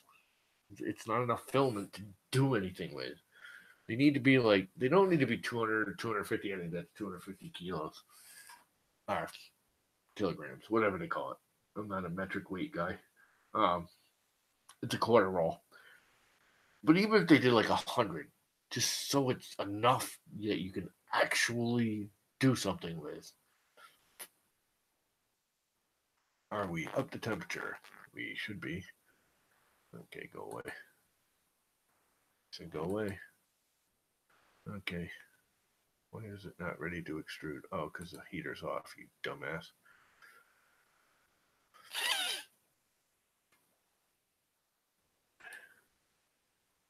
Tell you what, if I owned a filament company, people order samples, especially the ones that, I can see it if it's free, but a lot of these companies now are charging you $5 for a sample. It needs to be $5 worth of freaking material. That's a quarter roll of basic filament. It's a sixth of a roll of like protopasta, which is nowhere. They're not giving you anywhere near that much when you buy a sample. A sample should be enough to actually be usable. They should not lose money, but not be making money off of samples. Samples should be their future money being made. Extrude. Let's get the green out. That's what was in there. It's like 30 gone.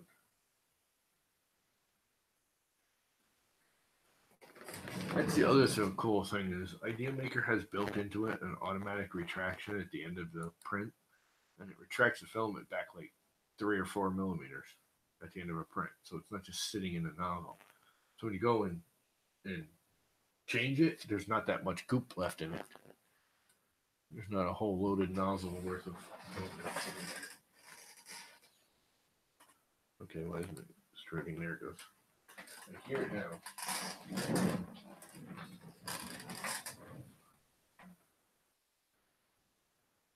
And it looks like it's all marbly white.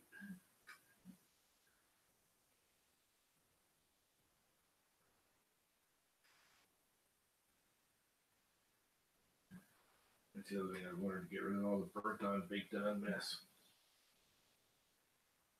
Folded paper towel and I rub it over the nozzle. And obviously fold it enough to insulate it from you so you don't burn your damn finger like a dumbass, which I have done. Now it's clean and clear. Blue plate is not in position. I just threw it on there. Fix that. It's stuck in there now. And I think we're almost at temperature. Kick this up to 70. 2 whole viewers. Nobody's even left. It's just TK and what, Minnesota Maker? Maybe.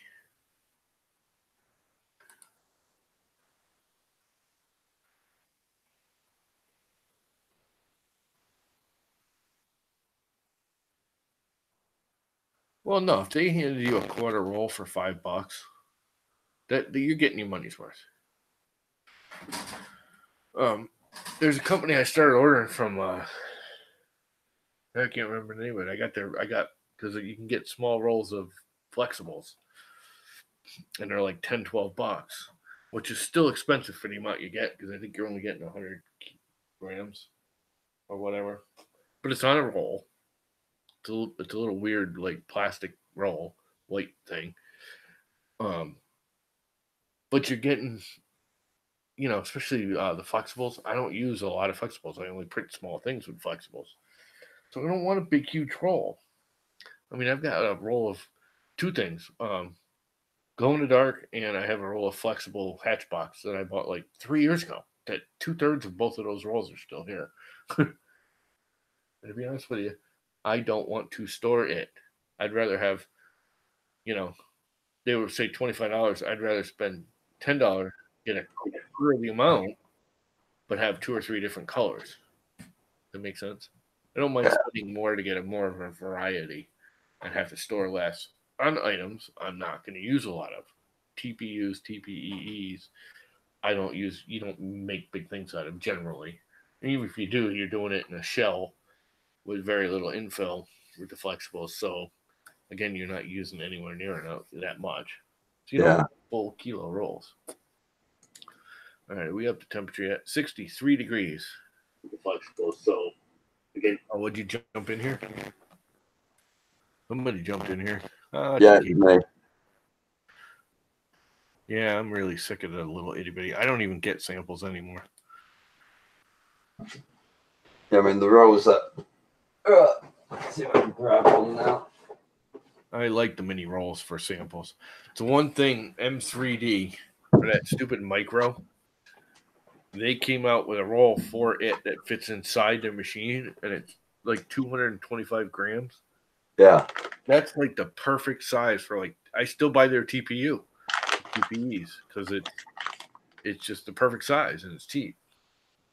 I mean, these are cool. They're like nifty 50s, 50 meters. Yeah, but that looks like a full-size roll almost. Yeah, but it's all carved, you know what I mean? It's just... Yeah, it's about a quarter roll. Yeah.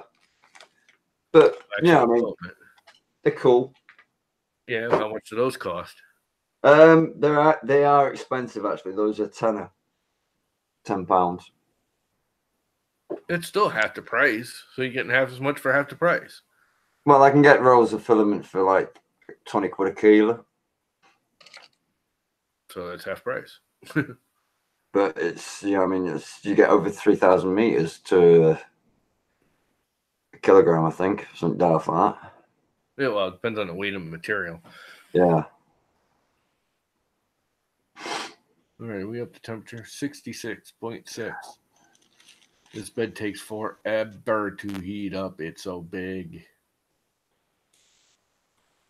And it's only a 12-volt bar charge. Well, anyway. You need to get a camera on that printer. Yeah. Nah. Don't care. I could pull it right over here if I wanted to. Ah. It's on like that stand slides around. It's just basically a stool I built for it.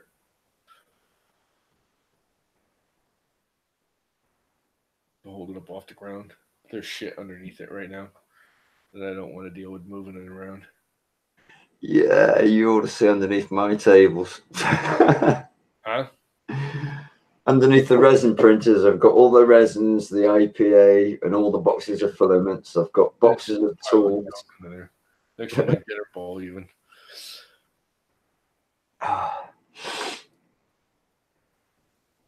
Come on, baby, heat up. Should just hit print. G code files. Ball, base, small, yes. Print me. And there it goes. The bed's a whole degree down, but it's going for it anyways. Oh, I gotta fix that wire. It keeps rubbing. Damn it. I mean, it's only doing it when it homes, but still.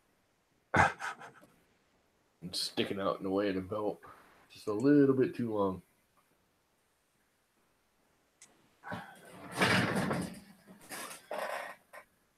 I didn't really use this marble because it's not great. I kept having clogging problems with it.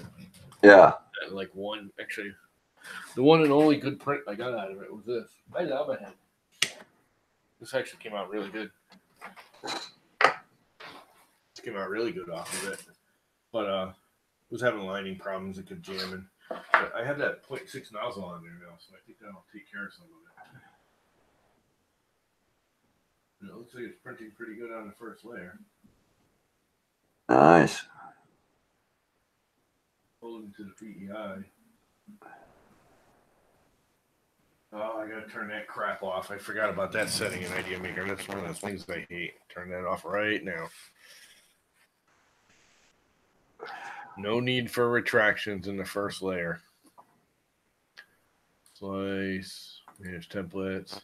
I should actually share my screen while I'm doing this, so if anyone's using Idea Maker, they can do the same thing. If you go in and you edit advanced, Excuse me. come on, baby, and I think it's an ooze.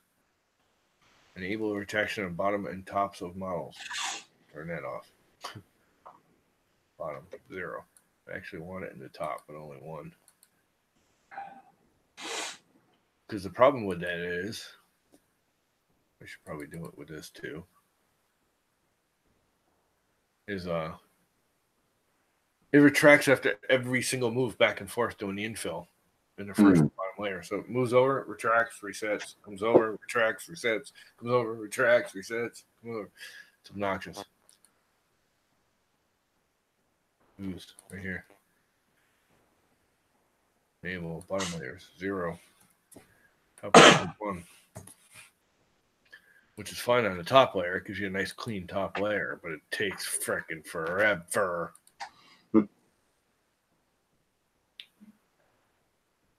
Hear it? It's going zip, zip, zip, zip, zip, zip, zip, zip, zip, zip. Oh yeah, when it pulled that filament out, whoa, that was noisy. Yeah, it's well, I got it. I literally have it like, I don't know, some ridiculous amount, like 9,000 millimeters a second. Which to do at Wi-Fi, you set it in the firmware. Yeah. You know what its maximum speed is, so it never gets above its maximum speed.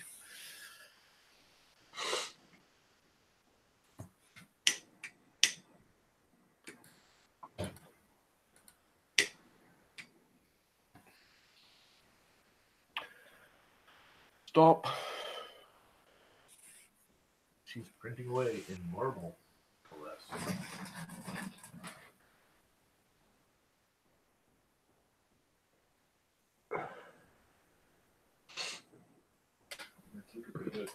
kind of weird marble. I wouldn't even call it marble. I call it more speckled.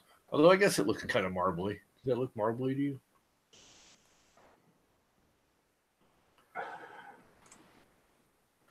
It's pretty cool. It's semi-transparent, as you can see. Yeah. I did one bottom I can layer. see it when you got it Yeah. close. At distance, it just looks grey, if you know what I mean, at distance. I did one bottom layer, so it's like semi-transparent. But yeah, it's kind of marbly. Yeah. Yes. I'd like to see them do it so it streaks more. Yeah, I would like it to be not just little round dots, but long stretches. Yeah. Yeah. Because then it could build up Or its own a mixture of both. What is up, Tanner? How was the back to singing night going? You're coming home early if you're driving home. Weren't you back to work tonight? He rammed the post outside of yours. Huh?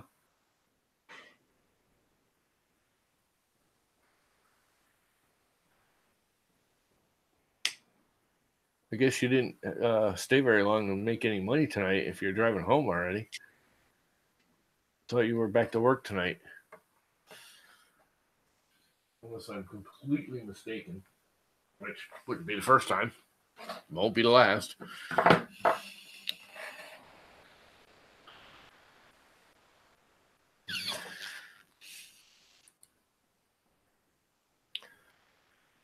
And crap. Oh, 11 a.m. Spiral mode. An hour later, it will be printed. Oh, you did like a day. You had a day job today, huh? I thought you were. Oh, you do that every Friday, don't you, or some crap? I can't remember your schedule. That must be a I have a long hard day. time remembering my own. Mine's pretty easy. Get up. That's it.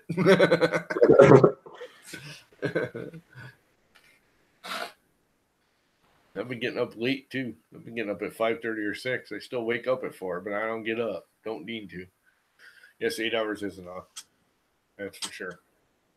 Of anything. Even 3D printing. 8 hours of 3D printing is enough. Designing, I can't do anything 8 hours straight. This should be a cool vase though. Even though it's so ugly, it'll be cool. If that makes sense. I need to put up my crap bag. Oh, I gotta figure this thing out too. I got so many projects, I'm just not getting to any of them. My bed's a mess. Here, let's see. Do a quick make my bed. Done. Bed made. Sad. Pick up a few things, clean a few things. Watch the printer print.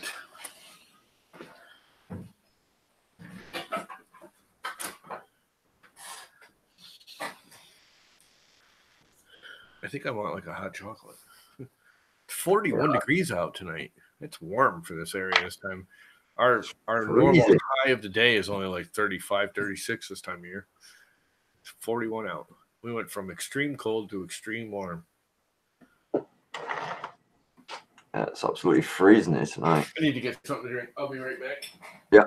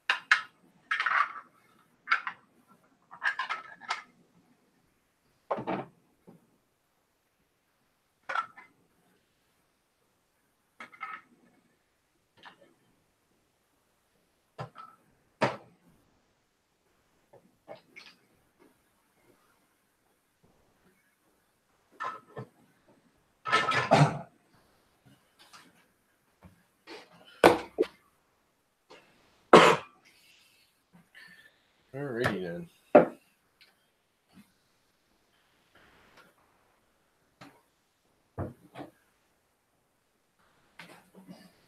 So, little rice pudding, cozy snack, and some hot chocolate. I've got some Skittles. So I'm gonna use my hot chocolate spoon to eat my cozy snack.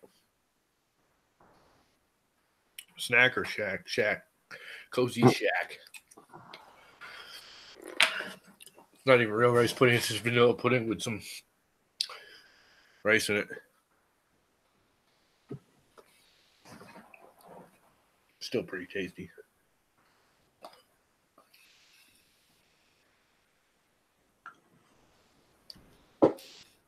There is a little vase slowly forming out of my printer.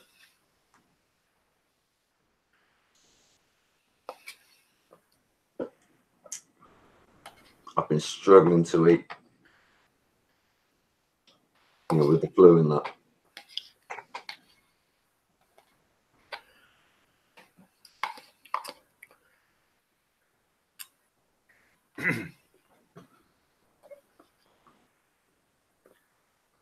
Made the mistake of getting some bacon ribs tonight instead of spare ribs. Got what? Bacon ribs, very salty. Oh. Still good. And with the word bacon on it, it's got to be good.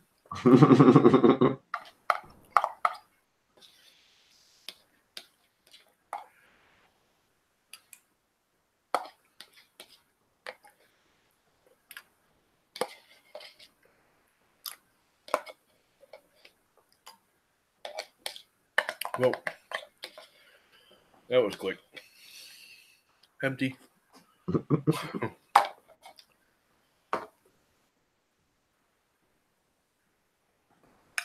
My back hurts when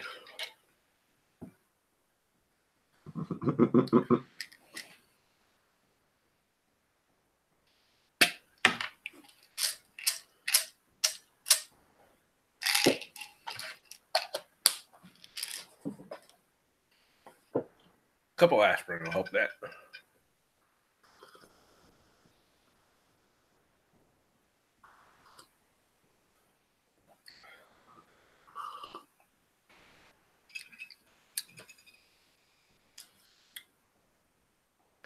Thinking this would be a good parts tub. I have to hang on to it. Put like screws and crap in. Miscellaneous junk. Oh wait, I want to get rid of the miscellaneous junk, not save it. What am I thinking? It's like I used to save all the pot noodle containers. Tis recyclable though, so it does not go in the regular garbage.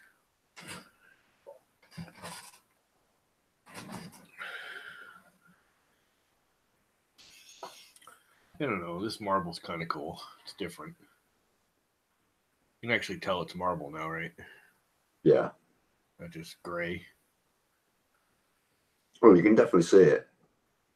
Huh? You can see the speckles in it. Yeah, when I hold it up close. Especially after it focuses on it. I think most of my filament's just the thermal stuff. Oh, the thermal color changing? Yeah. Even though I tend to just paint over it anyway. It's just that it was going cheap. Some of that. I haven't Say tried it? it yet. I don't really see a point in it. I mean, it's cool. The idea of it's cool and everything, but you really shouldn't leave PLA out in the sun. So yeah, no, it knackers out. Yeah, I mean, it's not UV. It's literally, heat thermal. Once again, you're using a material that really isn't good in heat to change the color from heat. Yeah. Like, is this a warning that it's going to melt on me? Is that what it's Oh, about? No. I mean, it doesn't take much to change the color. Just trying to see if I've got any of them around here. Actually, I think that's what I have too. I think I have some. You grab it and it changes to purple in my hand. Yeah, that's the stuff.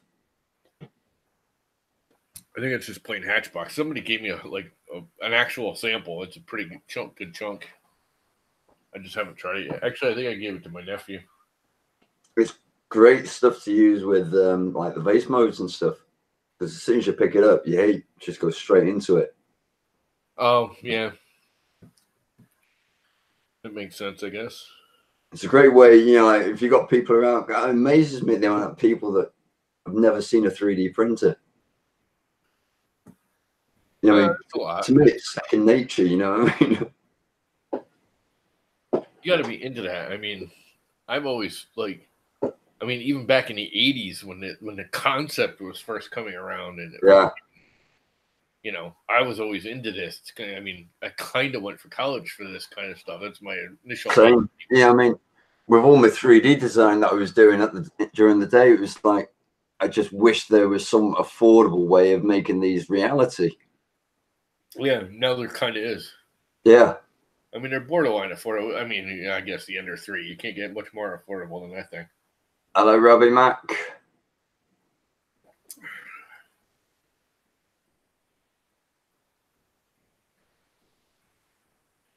Yeah, it's I love my 3D printing. I didn't think resin printers would be out as soon as they were as cheap as they are. Yeah, I'm waiting for the metal Sinisters to drop. Mm. That's when I'll really want to get one. You know, a fancy one is. You can get a metal Sinister under $1,000. I bet I can count my old boss into buying one for the two of us to play with it. Neither one of us want to work anymore. We want to work, just not. We're both old and tired. Yeah. Mid-50s and have done physical labor our whole lives. There's only so much your body can take. He was talking about doing a roof this week. He was going to come back from Florida, and me and him were going to go do a roof. I said, no freaking way, dude. I am in winter time. No way I'm going up there and stripping a roof and pulling the plywood and lugging that crap up and down the ladder, and it's just not happening. That's a young man's game.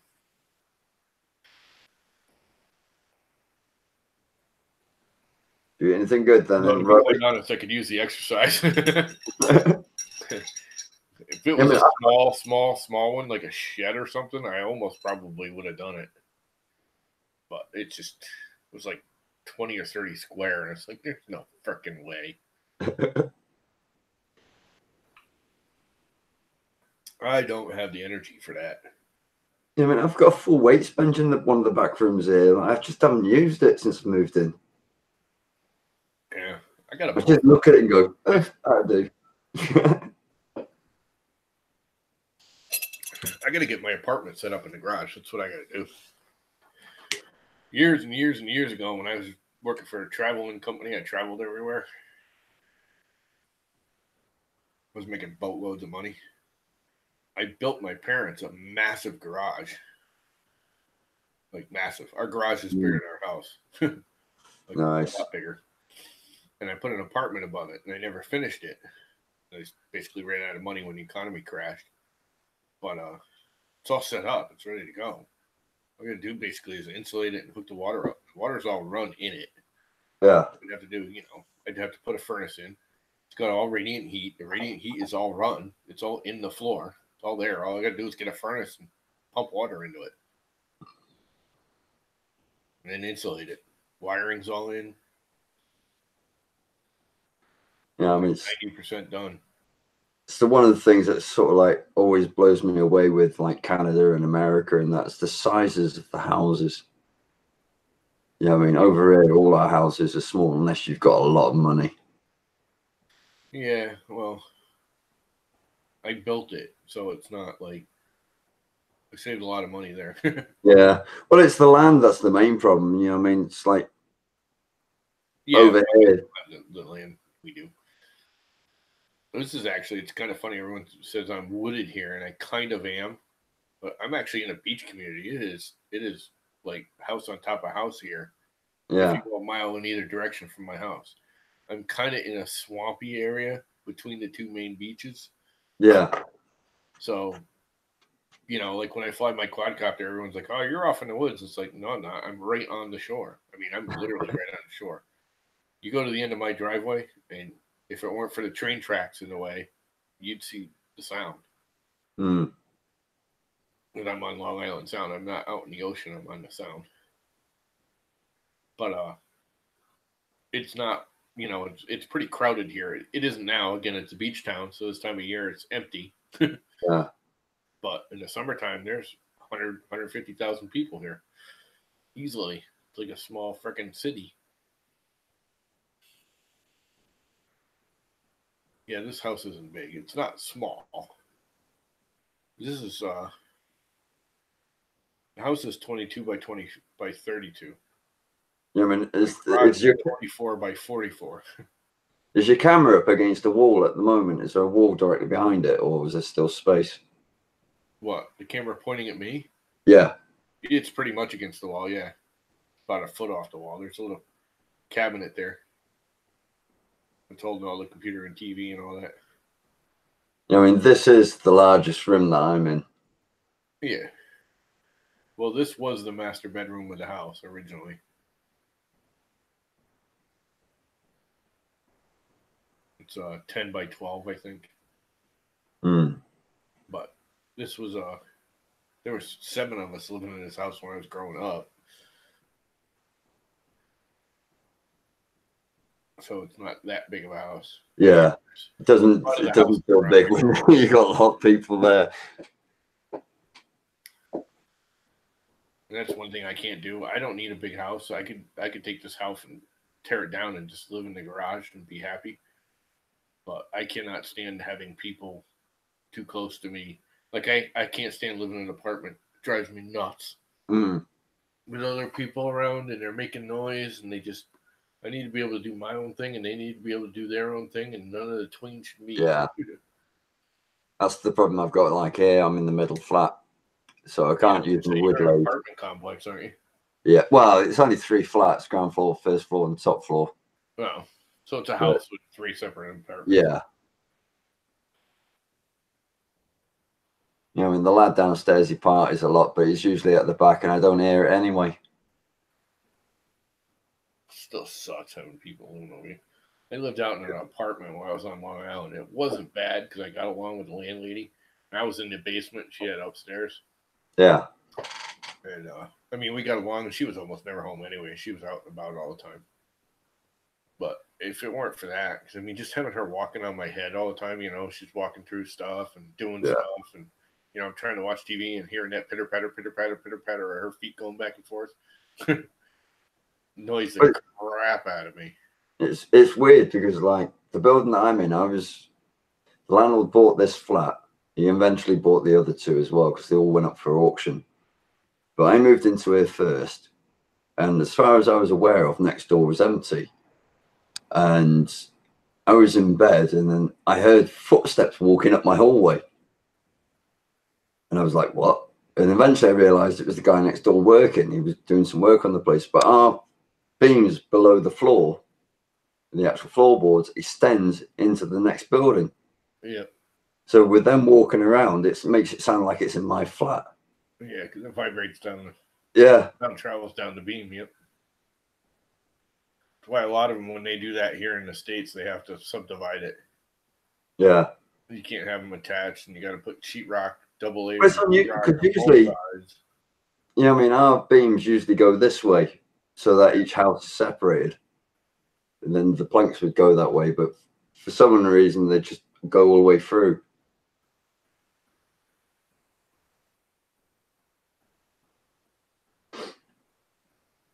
That's fine. Yes, I know what a brownstone is. Been there, done that. Built a few.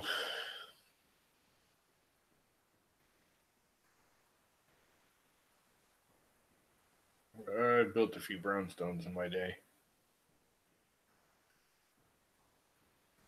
Then the Pulte homes. Oh my God, what a nightmare those things were. I did a job. The last job I did on Long Island was Pulte. I don't know if you know who Pulte Construction is, but they're like the largest builder in the United States. Yeah.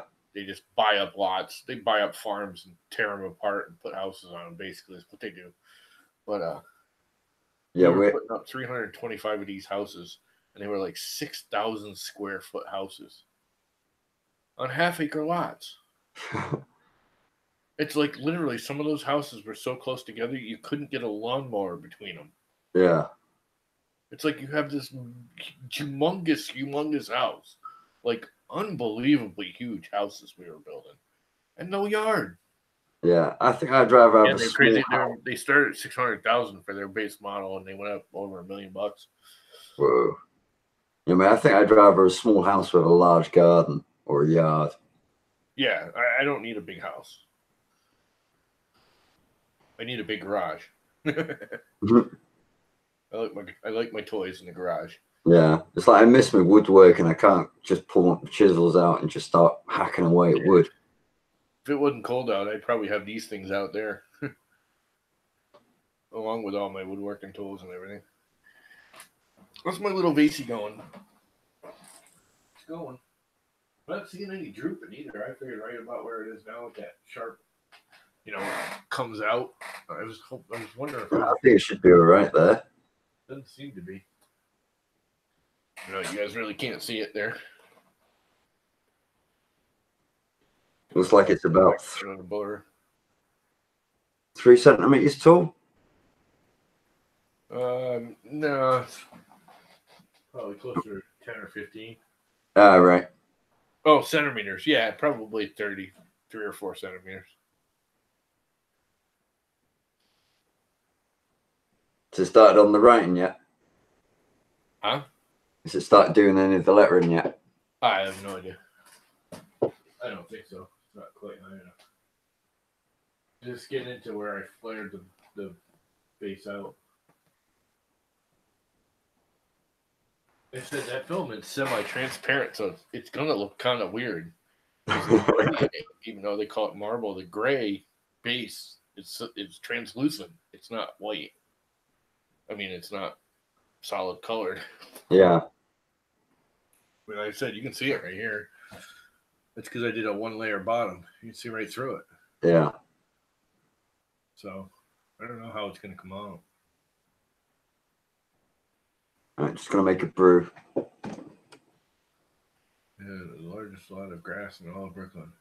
I thought he was on about different type of grass.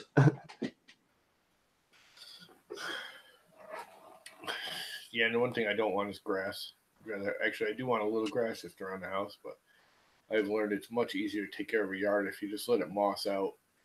Here, it's pretty easy in this area to just don't put good soil down. Cover it in wood chips and crap. Keep it moist for like a month. The moss will just grow. And it actually looks as good as grass. Actually, it looks better, I think, in some ways. You don't have to mow it. Actually, one thing they've started using around here a lot is it's like a plastic grid that they put down over lawns. Put soil in. Drive over it. Yeah, and it keeps the grass really short. I don't know about it keeping it short. Those grids are actually made. They put them in like golf courses and stuff now for the golf carts. Instead of putting a paved path, they do that grid path. Oh, yeah, yeah. And that just makes it so the tires don't destroy the grass. The grass can grow up between it and not get crushed. I put in a lot of that crap too. Well, I didn't put it in. The guys put it in. I just ordered it. Told them, put it in over there. Sheep is what you need. A couple of sheep. Yep. I mean, our mountains are so cropped. Yeah. Goats, sheep. There's a big rich lawyer I used to work for in high school. We used to mow his lawn. He had this massive lawn where literally every day we'd get out of school and mow his lawn for 2 hours. There was 2 of us. And you go out every day and you just did a section. By the end of the week, you had to start all over again. Yeah, like painting the 7th bridge. Yard. It was like, I don't know, I think he had 80 or 100 acres. It was all lawn, basically. And as soon as I got out of high school, I had my car accident. He owns part of the hospital, blah, blah, blah. And I was like, oh, when I saw him after I did it, I was like, oh, who's mowing on now? You got kids coming out of high school? Said, nah, I got a couple of goats and a couple of sheep. Faster and cheaper.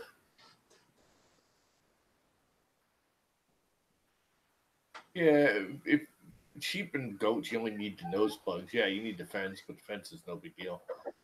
Um, they don't stink if you don't have hundreds of them. If you just got a couple of them out in sections of the yard, they're fine. You got two goats and a couple of sheep, I think. That's who mows his lawn now. He doesn't even mow it. He just leaves the sheep. And actually, I think he's dead now. I think he died a couple of years ago. I haven't heard from him in years. I think a snobby kid ended up in the house. He was a great guy.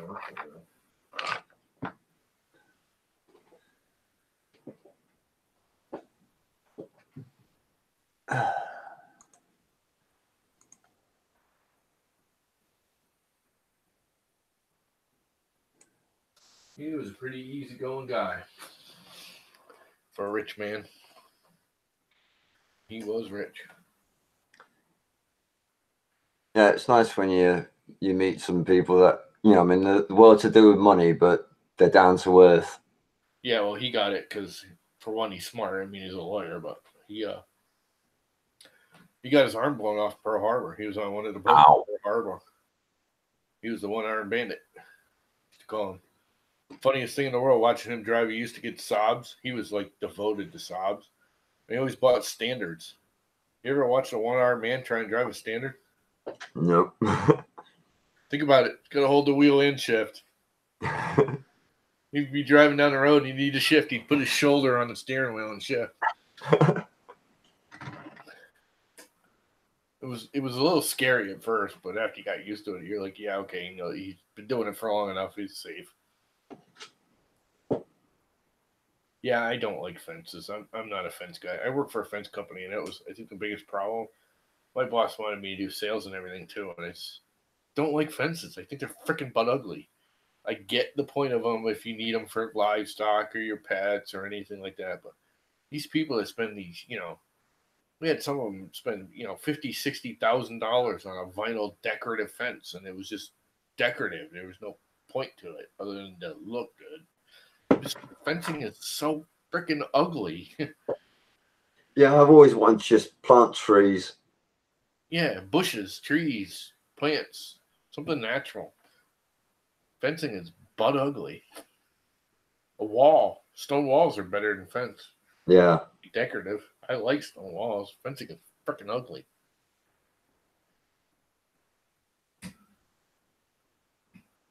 You met up with John and Ken?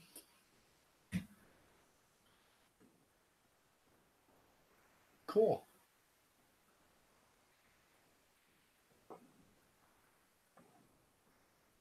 What's up, Red Light? Didn't even know you popped in here.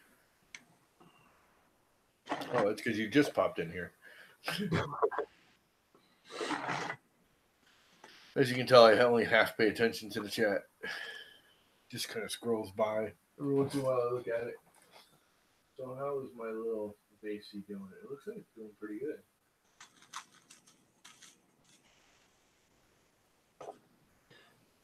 It's for text jacks. I don't see it doing a little wiggle when it gets to it.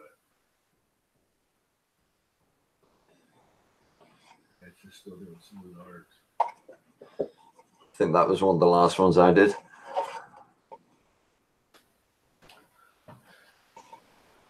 Where'd that one come from? That one? Thingiverse, I think it was. It was in a pack of them. It looks like one of mine. Might have been. I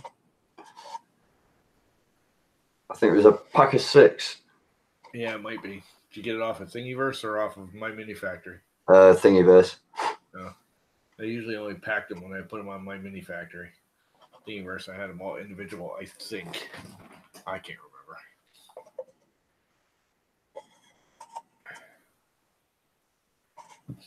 I might actually pack a few of them. Yeah, I'm pretty sure that's one of mine.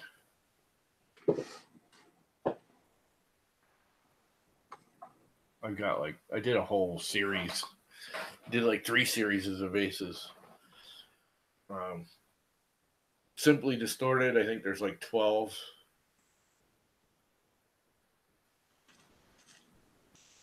Distorted ellipse, I think there's 5 or 6. Then there's another simply something I did. It was a long time ago. It was one of the first dozen prints I ever did.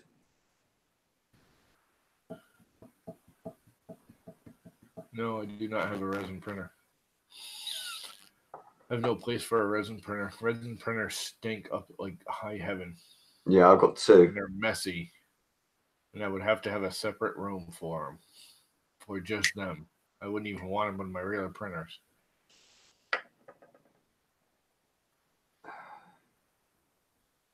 Just wouldn't want it.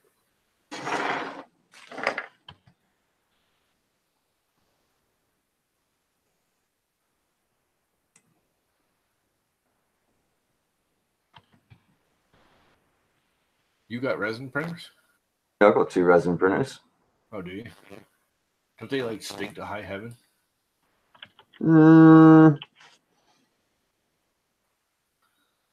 Depends whether you want SLA or DLP. What the hell's the difference, anyways? One uses a laser and it works a bit like an FDM printer, and the DLP does a whole layer in one go. Oh, DLP just shines a light and it's Yeah, for a set amount of time, huh? well, It's like basically the phone ones are DLP, huh? Yeah.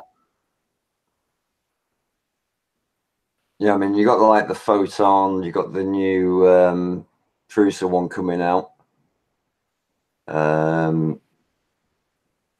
Yeah, I mean, if you're thinking of laser, it'd obviously be a Moai.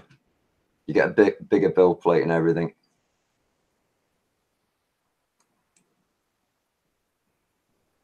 Yeah, but isn't a Moai kind of expensive? You could pick them up secondhand pretty cheap these days. And there's going to be a lot more of them because people are going to be wanting to upgrade to the bigger one. That's not what I wanted. Now, the Anycubic Photon, definitely. I have one. It's sitting right over there. In fact, that's one of the prints.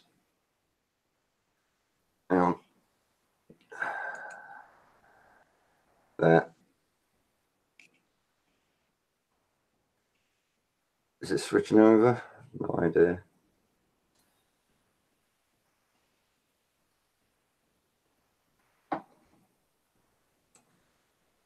Yeah. Sorry about the focus on that. Yeah, the Photon's a DLP. It's a very good printer for its price. The support is a lot better than what it was. No, that was dry brushed. You know, I mean, the quality of it, and there's a lot of resins that you can use with it as well. And there are some brilliant photon groups on Facebook, which, yeah, I mean, we've got my group, which has got over 8,000 members on it. But yeah, I would definitely recommend the Photon for resin printing.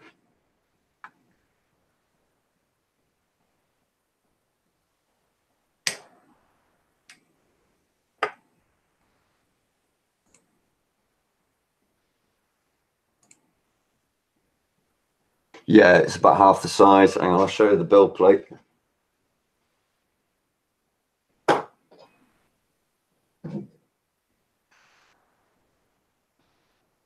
Well, plates.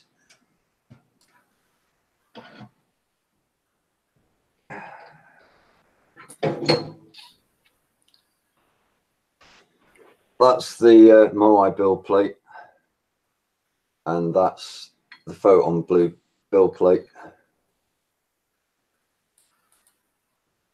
So, you know, I mean, you can still do quite a large model with the Photon. You know, just split the models up in parts. I've seen some huge prints done with the Photon.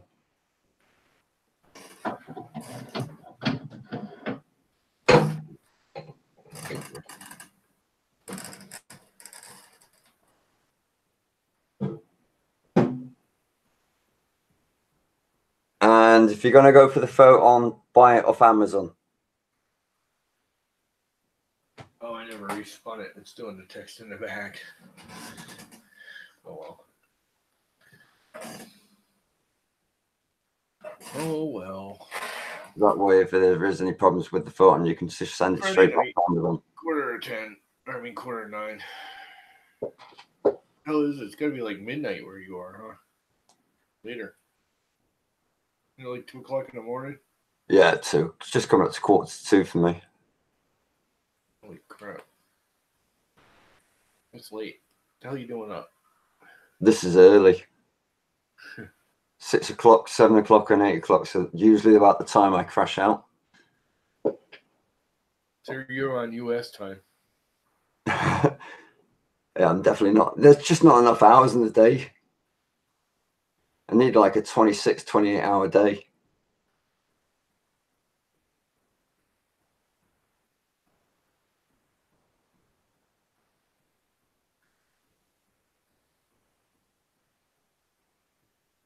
Yeah, crash out about 8, up again at 2. I'll get one of them there SLA printers or something one of these days, but it's worth it. You know, I mean, this was another model printed by, the model was done by Duncan.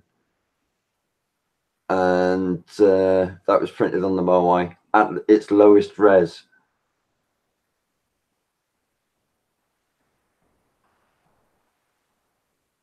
You know, I mean, that was 1mm.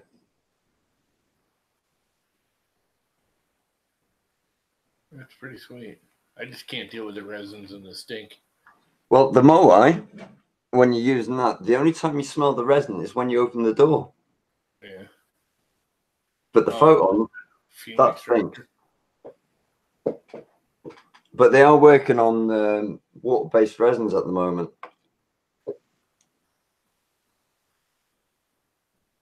Yeah, water-based resins would work. Although they break down really fast, although that might be a good thing too. Yeah, it's like Anycubic are actually now, you know, because the main complaint from everyone is the smell of the fumes. And they are now looking into trying to cut the smell down on the actual resins.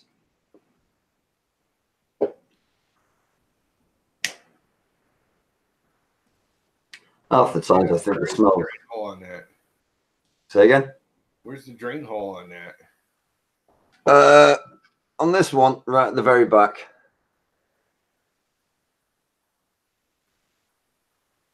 Yeah, your finger's kind of covering it, but isn't that the wrong side? Isn't that no, because that's how it prints. Yeah. So I've put it at the back. So yeah, I mean, just be at the bottom. Well, yeah, it is at the bottom, but it prints upside down. So you need the air hole at the top, so that when it's printing, it allows the air to flow into the model. Oh, I get it. I was thinking it needed to flow out, but it doesn't. It needs to flow. No, it just needs to go in because the bottom of it's hollow. It ooze out in between. That makes sense.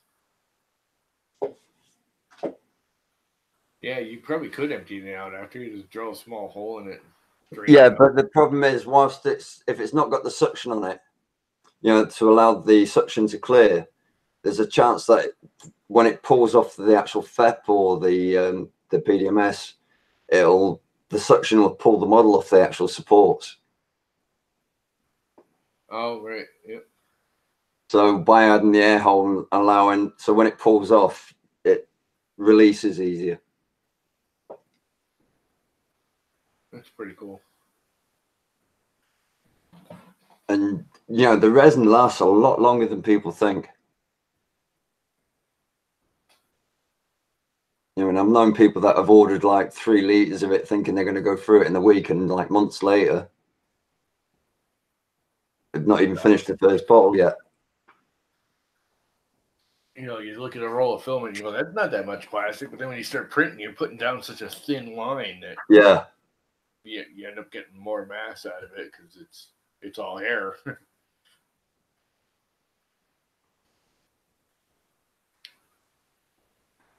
It's all air.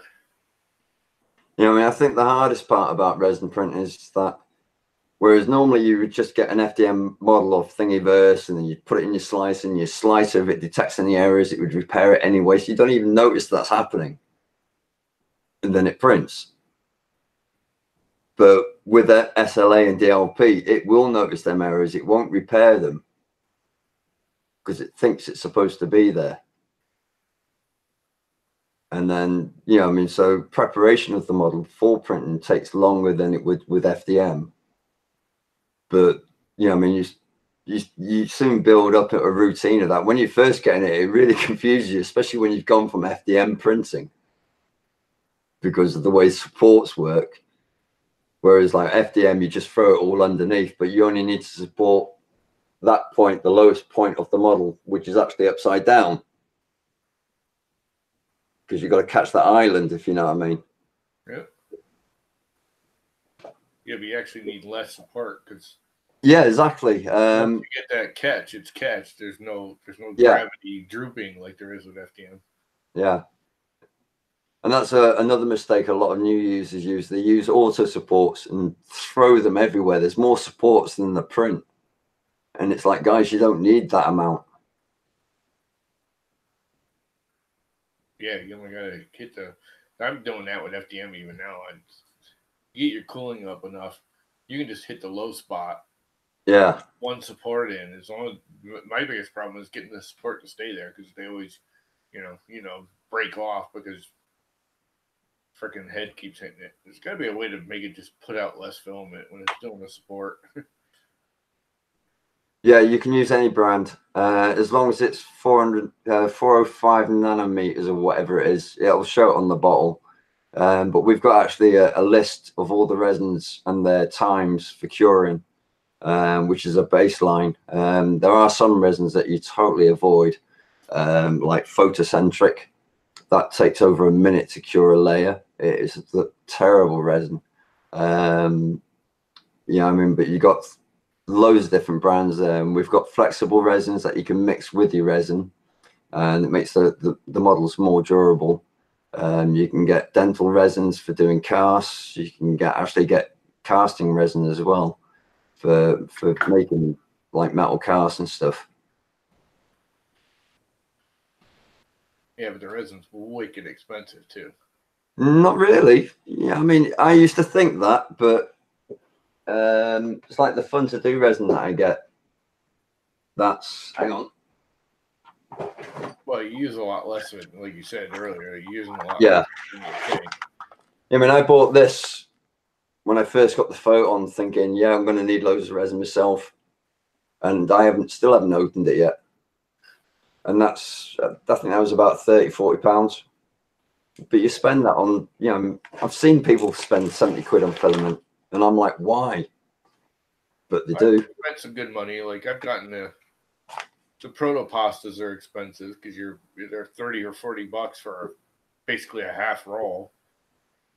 And same with the polyalchemies. So yeah, that's what I mean. If you want a good filament, you know, I mean, you have to pay for a little bit better. Like I've used that poly light. I get no string in with that. Whereas every other filament, I get string, but it's a little bit more expensive. What filament? Polylight. Oh, the polylight? Yeah. Never even used it. Too expensive here.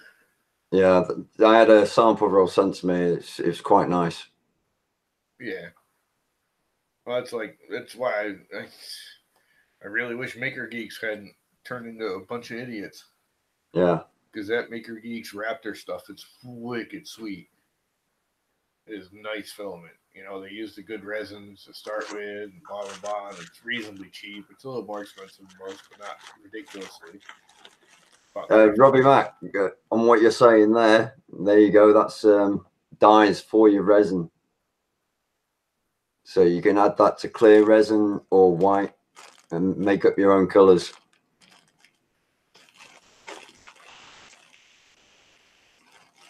Yeah, you can stain resins too. Oh, but I end up going to bed soon.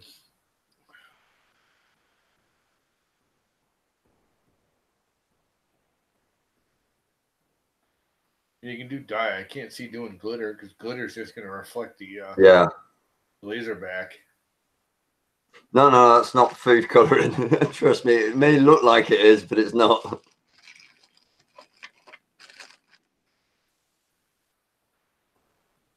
Well, if they make a water-based resin, then you could just use food coloring.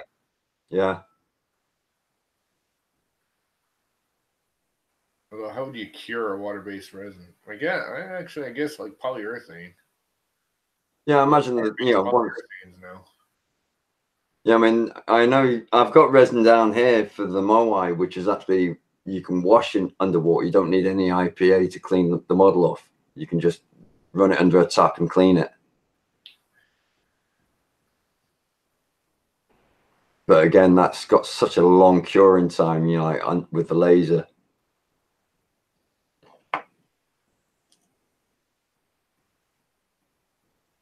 Yeah, rubbing.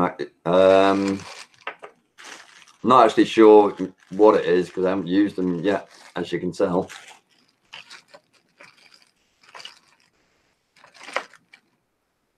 But I'll just find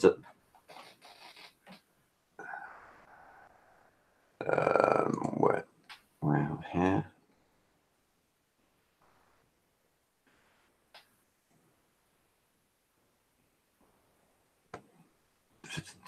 Come on, where's the resin table?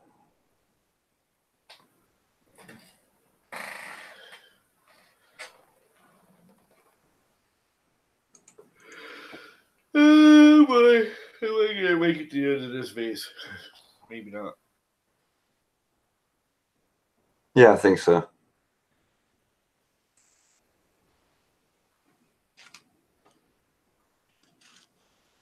I suppose you could even just throw a bit of humbrol in there. Still got the munchies. That rice pudding was not enough. Really don't want to eat anything because it's already late.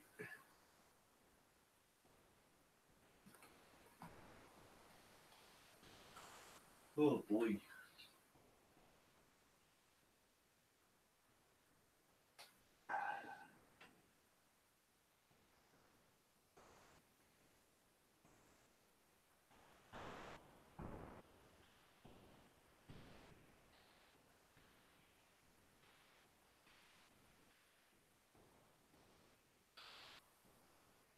Well, it's basing out.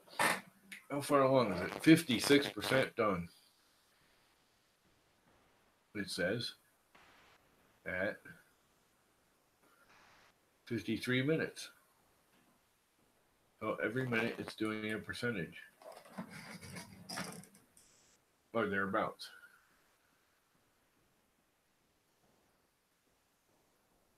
You can see the shape on it starting to take in. Yeah. Sort of. Can you actually see it in there? Yeah, I guess you can. On the video. Somewhat. Yeah. Bit of black card behind it would help. Huh? Bit of black card or something behind it because it blends in with the is it doors? Panels? Yeah, those are my closet doors. That I never open. They're just full of junk.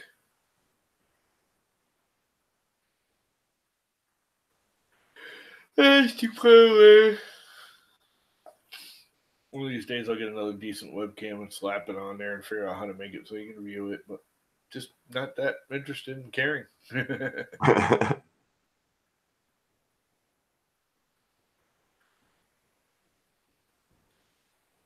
Do have to charge my batteries in my camcorder. Anyone want to buy a really nice Sony camcorder? There's nothing wrong with it. It actually does better than the Canon I got, image-wise.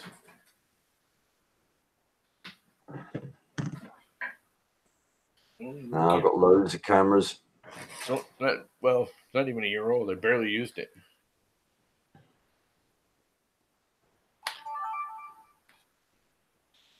I just I don't like the file format. It doesn't agree with my Mac too much. Other than that, I'd keep it. But I got two Canons now because I got one for free. So, because they're a bunch of morons. I tried to let them know I found it, and they sent the new one out anyways. It was a pain in the butt for me, so I'm keeping it because they're dumbasses. I'm sure you heard about that last year, didn't you, or last month? I ordered a camcorder and it got delivered to the wrong house. Oh, right. Like, and not even like right down the street like they normally do. It, not right on the street, but like way over. So I called them up and said, after 3 days of not having it, I was like, look, I went to all my neighbors, nobody found it, blah, blah, blah. I don't know where FedEx delivered it to, but they were way off. Yeah. So a week or two went by, and finally they got me back and said, okay, we're going to, your claim has been approved. They did a research, and they can't find it either, and blah, blah, blah. So they said, we'll ship you out a new one tomorrow. So I get an email that morning, saying, packaged ready for shipping, should go out this afternoon. And then I get a phone call like an hour after that. And this lady, like a mile down the road, says, is this Thomas? I have a package here. We've been on vacation. It's been on my back deck. It was on their back deck, not even on their front, but on the back deck. It's like, it's been here, and I don't know where it came or what it's doing. It's been rained on and everything, but it's addressed to you. So if you want to come get it, come grab it. We'll find out it was a camcorder. It sat out in the rain for like a week and a half. But, it was double wrapped, because it's a box and then its box and then plastic and everything. So I checked it out. It was fine. So I called FedEx and canceled my claim. I called B&H Photo, who was the one I ordered it from, and canceled the claim there. I didn't call them, I emailed them. Then I get an email that afternoon saying it's at the depot because B&H has their own depot for FedEx, ready to be delivered to FedEx because they FedExed it overnight to me because it was lost. So I called them up and I said, look, I found it. It's okay. Don't send a new one. They shipped it anyways. I was like, you know what? I went above and beyond to tell them I found it. Not my fault it was lost in the first place. Blah, blah, blah. I said, I'm just keeping the damn thing now. So now I got two of them, plus the Sony. And to be honest, I got to say, the Sony actually has, I think, a nicer picture. I don't think it's any sharper. I think the color correction and everything on the Sony's better. Just mildly. But the file format is just a pain in the butt for the Mac. Because they say it's MP4, but it's like a weird, like Sony edited version of MP4. Yeah. Which, again, works fine. It's just getting it in and out of the computer was just a pain in the butt off the card.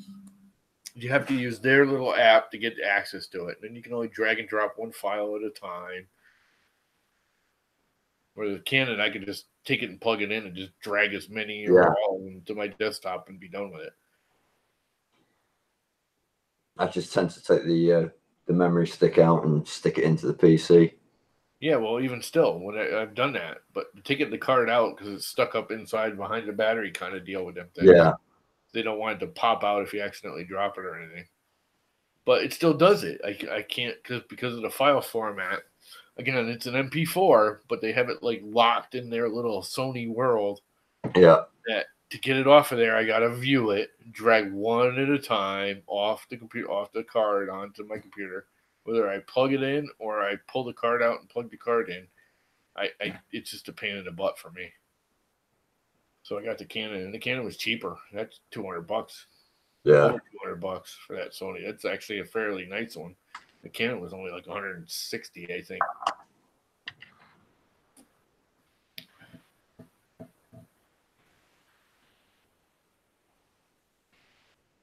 Yeah, B&H is out in New York. They're actually on Long Island, but they're right on that corner of Long Island. They're in New York City. So, yeah, they're really close.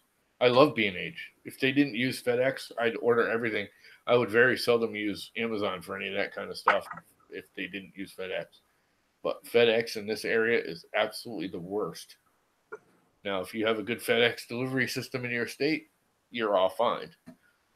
Connecticut only has, well, they actually have 2 depots now and stuff. But B&H is awesome. If you can order stuff, and don't just go to B&H. They everything I buy from them is either refurbed or demos, and they're always fine. They like double, triple check everything. I've never had a problem with any of it. A lot of my electronics are from B&H. My computer came from B&H. It was a refurb Mac from. Actually, no, my computer came. This one came from Apple Direct. I get a lot of Camera E stuff from B&H.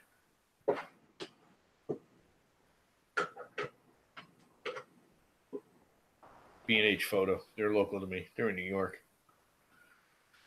They're not just a photo. They kind of do a little everything. They're more of an electronics store than just a photo store anymore. It used to be strictly photo. Now they do pretty much everything. Stereos. My stereo did come from B&H. My Denon. I have a nice Denon receiver. That came from B&H. Yeah, B&H, and they pretty much. I just search their used warehouse all the time because they take their demo units that have been out on the floor and sell them at like half price all the time. I mean, they sell 3D printers. They have 3D printers at B&H, and they're all reasonably priced. They sell filament. I get all my M3D filament through them.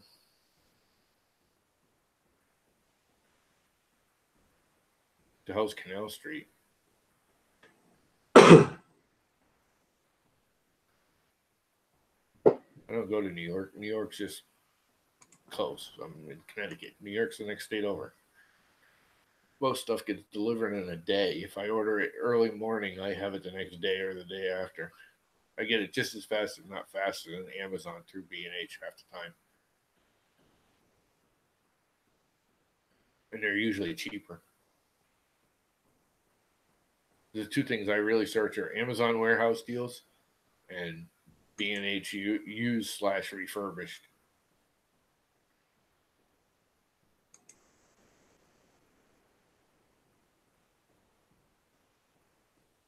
The hell's Canal Street? What am I missing in that joke? Not like the low life, scummy, stolen goods place. This came from B&H. My trackball. They were like $20 cheaper than Amazon. Yeah, I don't go to New York City.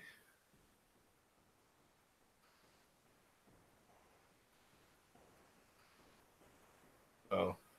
Yeah, I don't. I think I've been in New York City like 3 times in my life and not impressed any of them.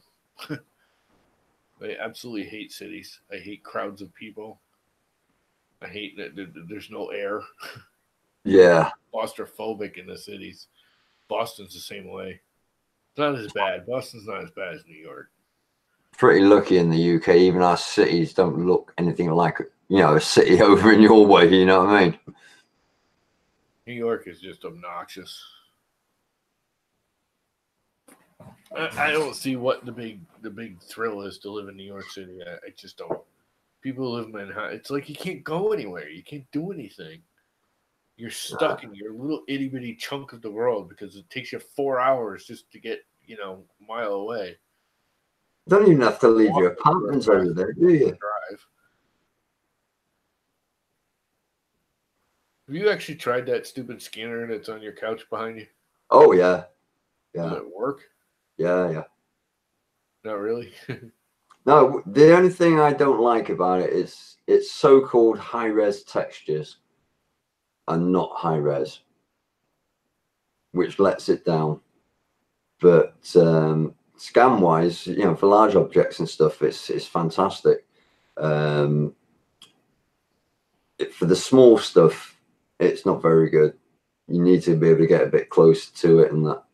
But it's because of the angle, you can't adjust the angles of the cameras in the unit. Whereas the David software is a lot more expensive. You're talking like $5,000 and stuff like that. But you can literally slide the the lenses and the cameras and everything with it, and you can get some really fine detailed work. But I haven't got $5,000, so no. And if I had $5,000, I'd certainly be spending it on something else. No, yeah, it's not worth having a car there. I know people in New York, friends of mine from New York, that never got their licenses. They don't think it's a needed thing like around here. Like if you don't have a license around here, you're screwed. You can't even get to the grocery store. Take you freaking an hour to ride your bike there and back. I mean, the grocery store is 10 miles away. That's the closest one. You know, New York, you can walk everywhere or call a taxi. You don't need a vehicle. But I just couldn't live like that. It's just too claustrophobic to me. Way too claustrophobic for me. How is my print coming? It's like I need to be near the ocean as well. Yeah, I get that feeling, but although every time I go somewhere, I'm always kind of near water. It doesn't necessarily be. Yeah. I like it, don't get me wrong, but it kind of irritates me too because it becomes a tourist trap and Yeah, with all the morons. got the same problem here. You know, summertime, this place is flooded with just tourists, and there's nothing here to do apart from drink. Yeah, yep, exactly. They sit here and they drink and they trash the town and they think they own the place and like they deserve the rights. And it's like, get out of my way. And this is a real beach town. I mean, it's a real beach town. So you take the main drag, Route 156 through here, and there's 50 or 60 beach roads that branch off of it. You always get that moron that's driving. He's like, "Is that my road? No, no. Is that my road? No, see, you know, you're already doing too slow at 30 miles an hour, and then you're doing 15, and he accelerates, and he's doing 10, and he accelerates, and he's doing 5, and he's doing 15, and then they miss it anyway, so they kind of half pull over, but they can't, and block traffic, and it's what a moron. Yeah, I mean, we used to have a pier on our beach, but the council wouldn't renovate it, and we had like Motorhead play there and loads of other bands and stuff like that over the years. Oh yeah, that would be cool. It's just been pulled down. It's kind of stupid. If you had bands and stuff playing on it, it had to have been making money. Oh, this was a long time ago. Then this, you know, they put the motorway through to Holyhead, and now it's sliced through all the you know, like the villages and stuff. So yeah, I mean, it's like a lot of the you know, the only traffic that we usually get now is straight to Holyhead to get the ferry to Ireland. But yeah, the motorways when they went in, they devastated the tourist industry in the area. Dehydrators are overkill. You really don't need a dehydrator if you take care of your filament in the first place. I'm in one of the most humid locations you can be in. I'm right on the shoreline in Connecticut. It's humid outside even now. It is. This is wintertime and it is 76% humidity outside. A lot of our big hotels that we have. Huh? A lot of the hotels that we had, I'm just answering Robbie Mac there. Airbnbs. We used to have a lot of hotels, but they've all closed down now and converted in. They've either been pulled down and rebuilt as old people's homes, or they've just converted them into flats. Yeah, just turn them into regular apartments. Year-round money instead of seasonal. Yeah. You get a little less money per month, but it's all year instead of just during the season. And then we had the problem with the landlords renting out the places to drug addicts in Manchester, telling them you can get your drugs on prescription down here, you know.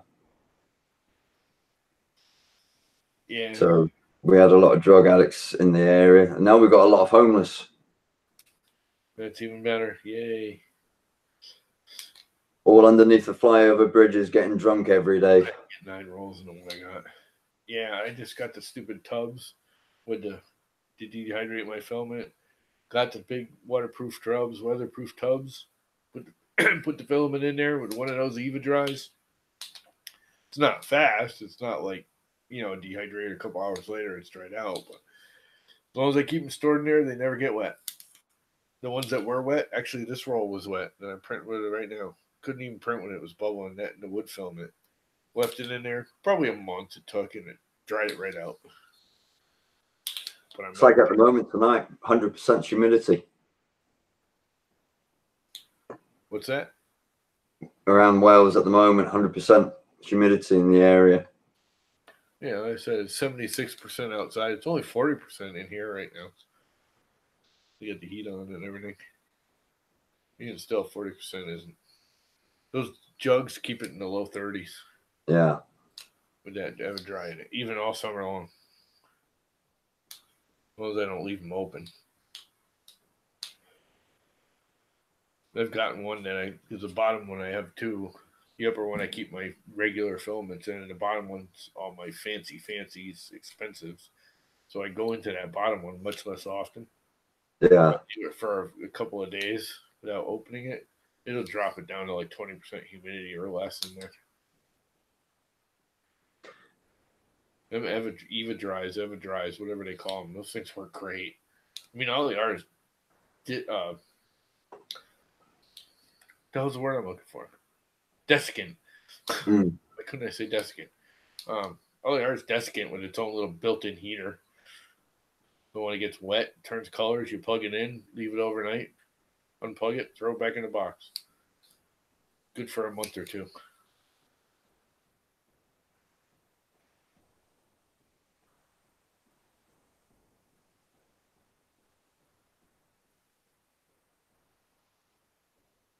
Yeah, I've got rolls that are years old. It's like that stuff I that got you. 2 or 3 rolls of TBU that are multiple years old.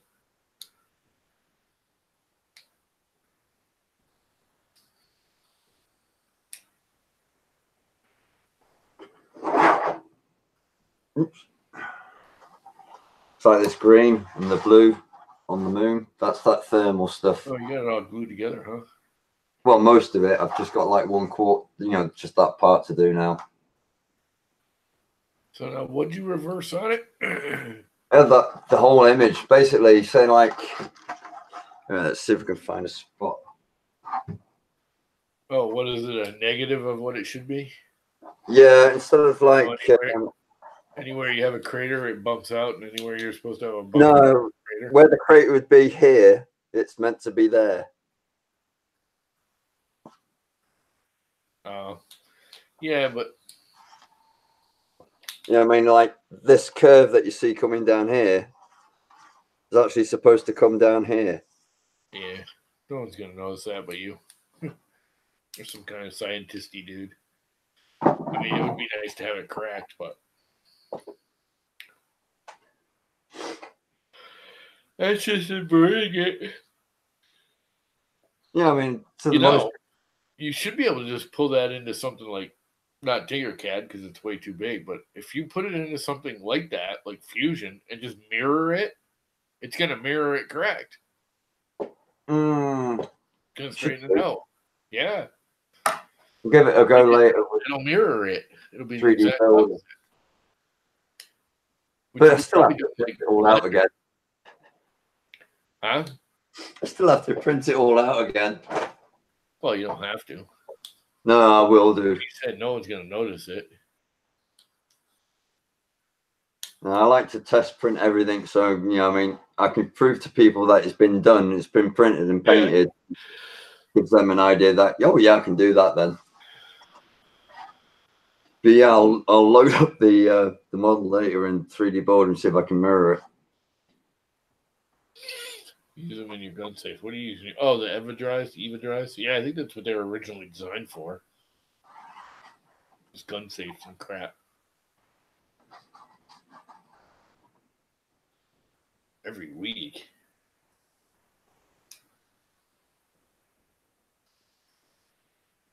So I do mine about maybe once a month. The bottom tote, I don't even. Probably once every 3 months because I don't open it that much. Ow!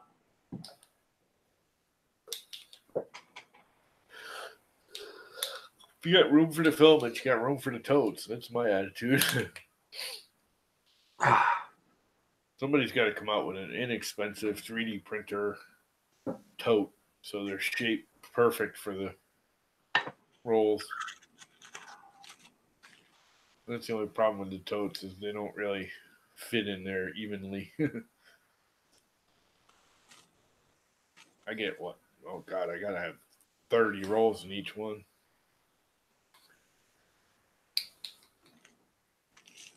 2, 4, 5, 6, 7, 8. And 8 is 16. And 4. Maybe 20. Yeah, got about 20 rolls in each tote.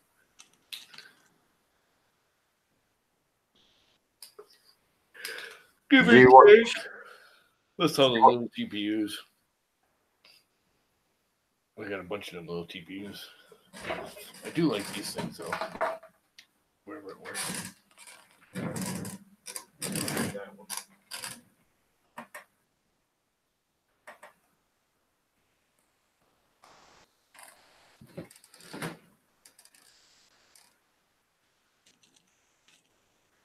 It's probably in the bottom one. I ain't lifting this thing up.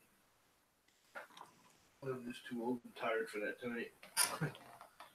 Oh, they're just down there. Yeah, it's on the bottom one. Staying there. They need to make them so they can open in the front. I can slide it like a drawer out and get to them all. Gonna have to make my own weather tight box, I guess.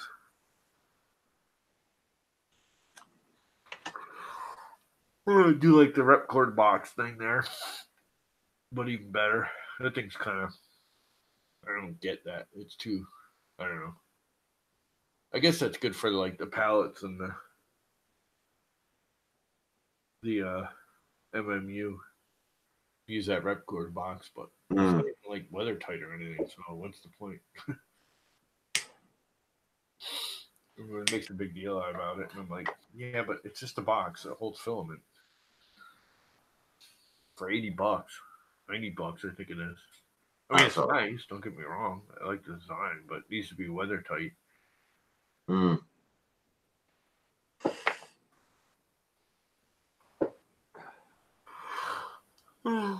Put a micro heater in it with a fan. Just put a freaking heater core on it with a fan blowing on the heater core to blow hot air through it. Dehydrate it.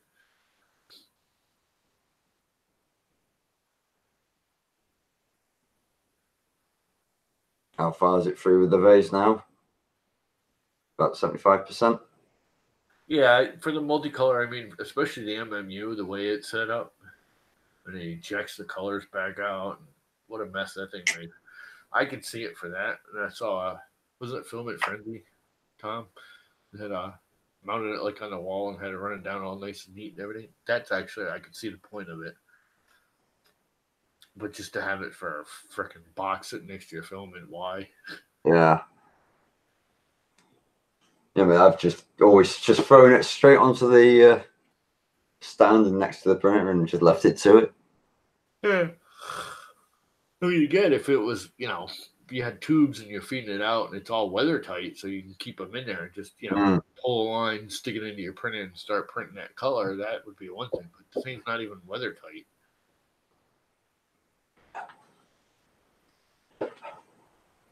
That's what's left of the sample that was sent. What is that, TPU? Yeah.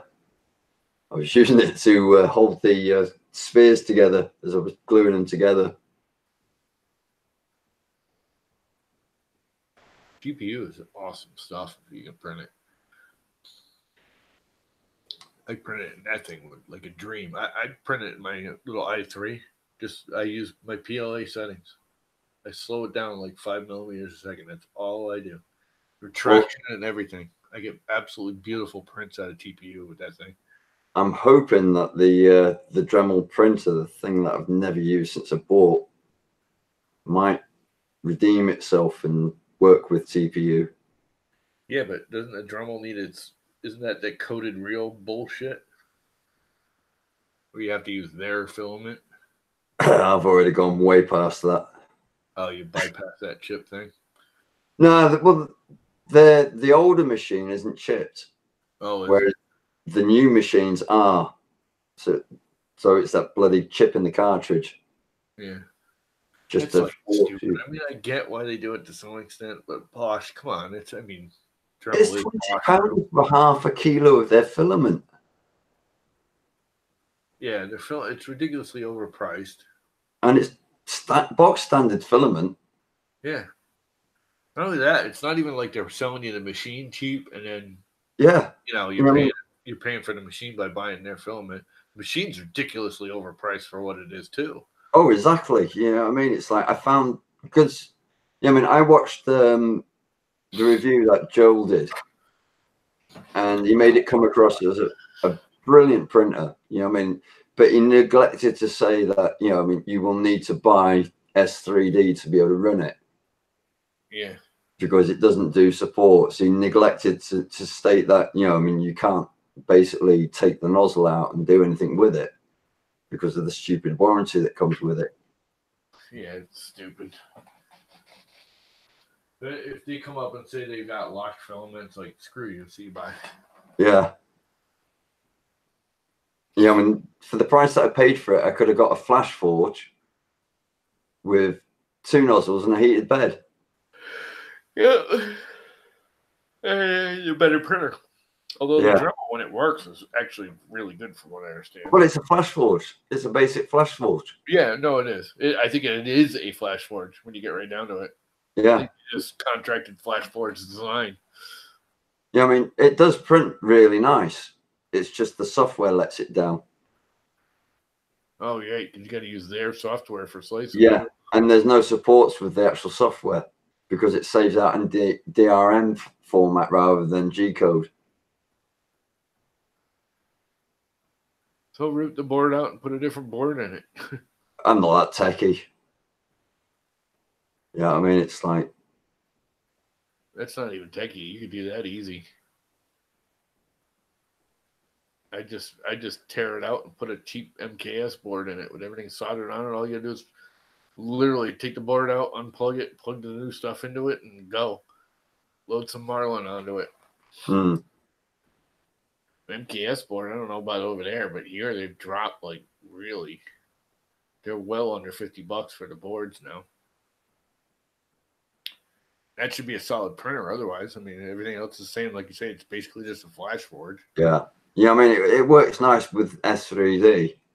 It was like just rubbing salt into the wound, you know what I mean? Yeah. And plus it came from Argos, you know, I thought, well, if I get it from Argos, because like I live in Wales and there's nowhere else around here that deals with 3D printers, apart from ordering it. And I prefer to buy sort of local so that if there is a problem, I can take it back. Yep. And I don't even think Argos now sell 3D printers in this country.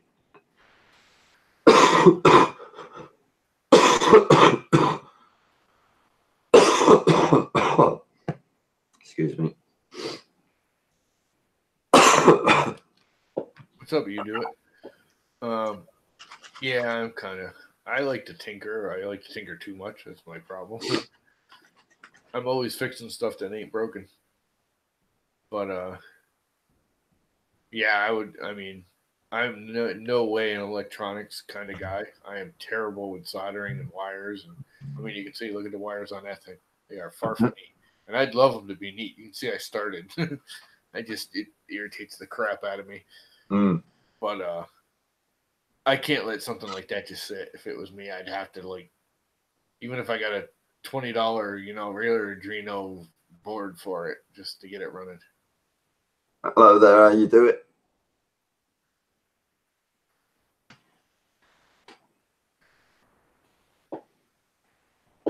Yeah, I mean, I'm under the theory, I mean, if it works, don't fix it. I don't know where Colin's been.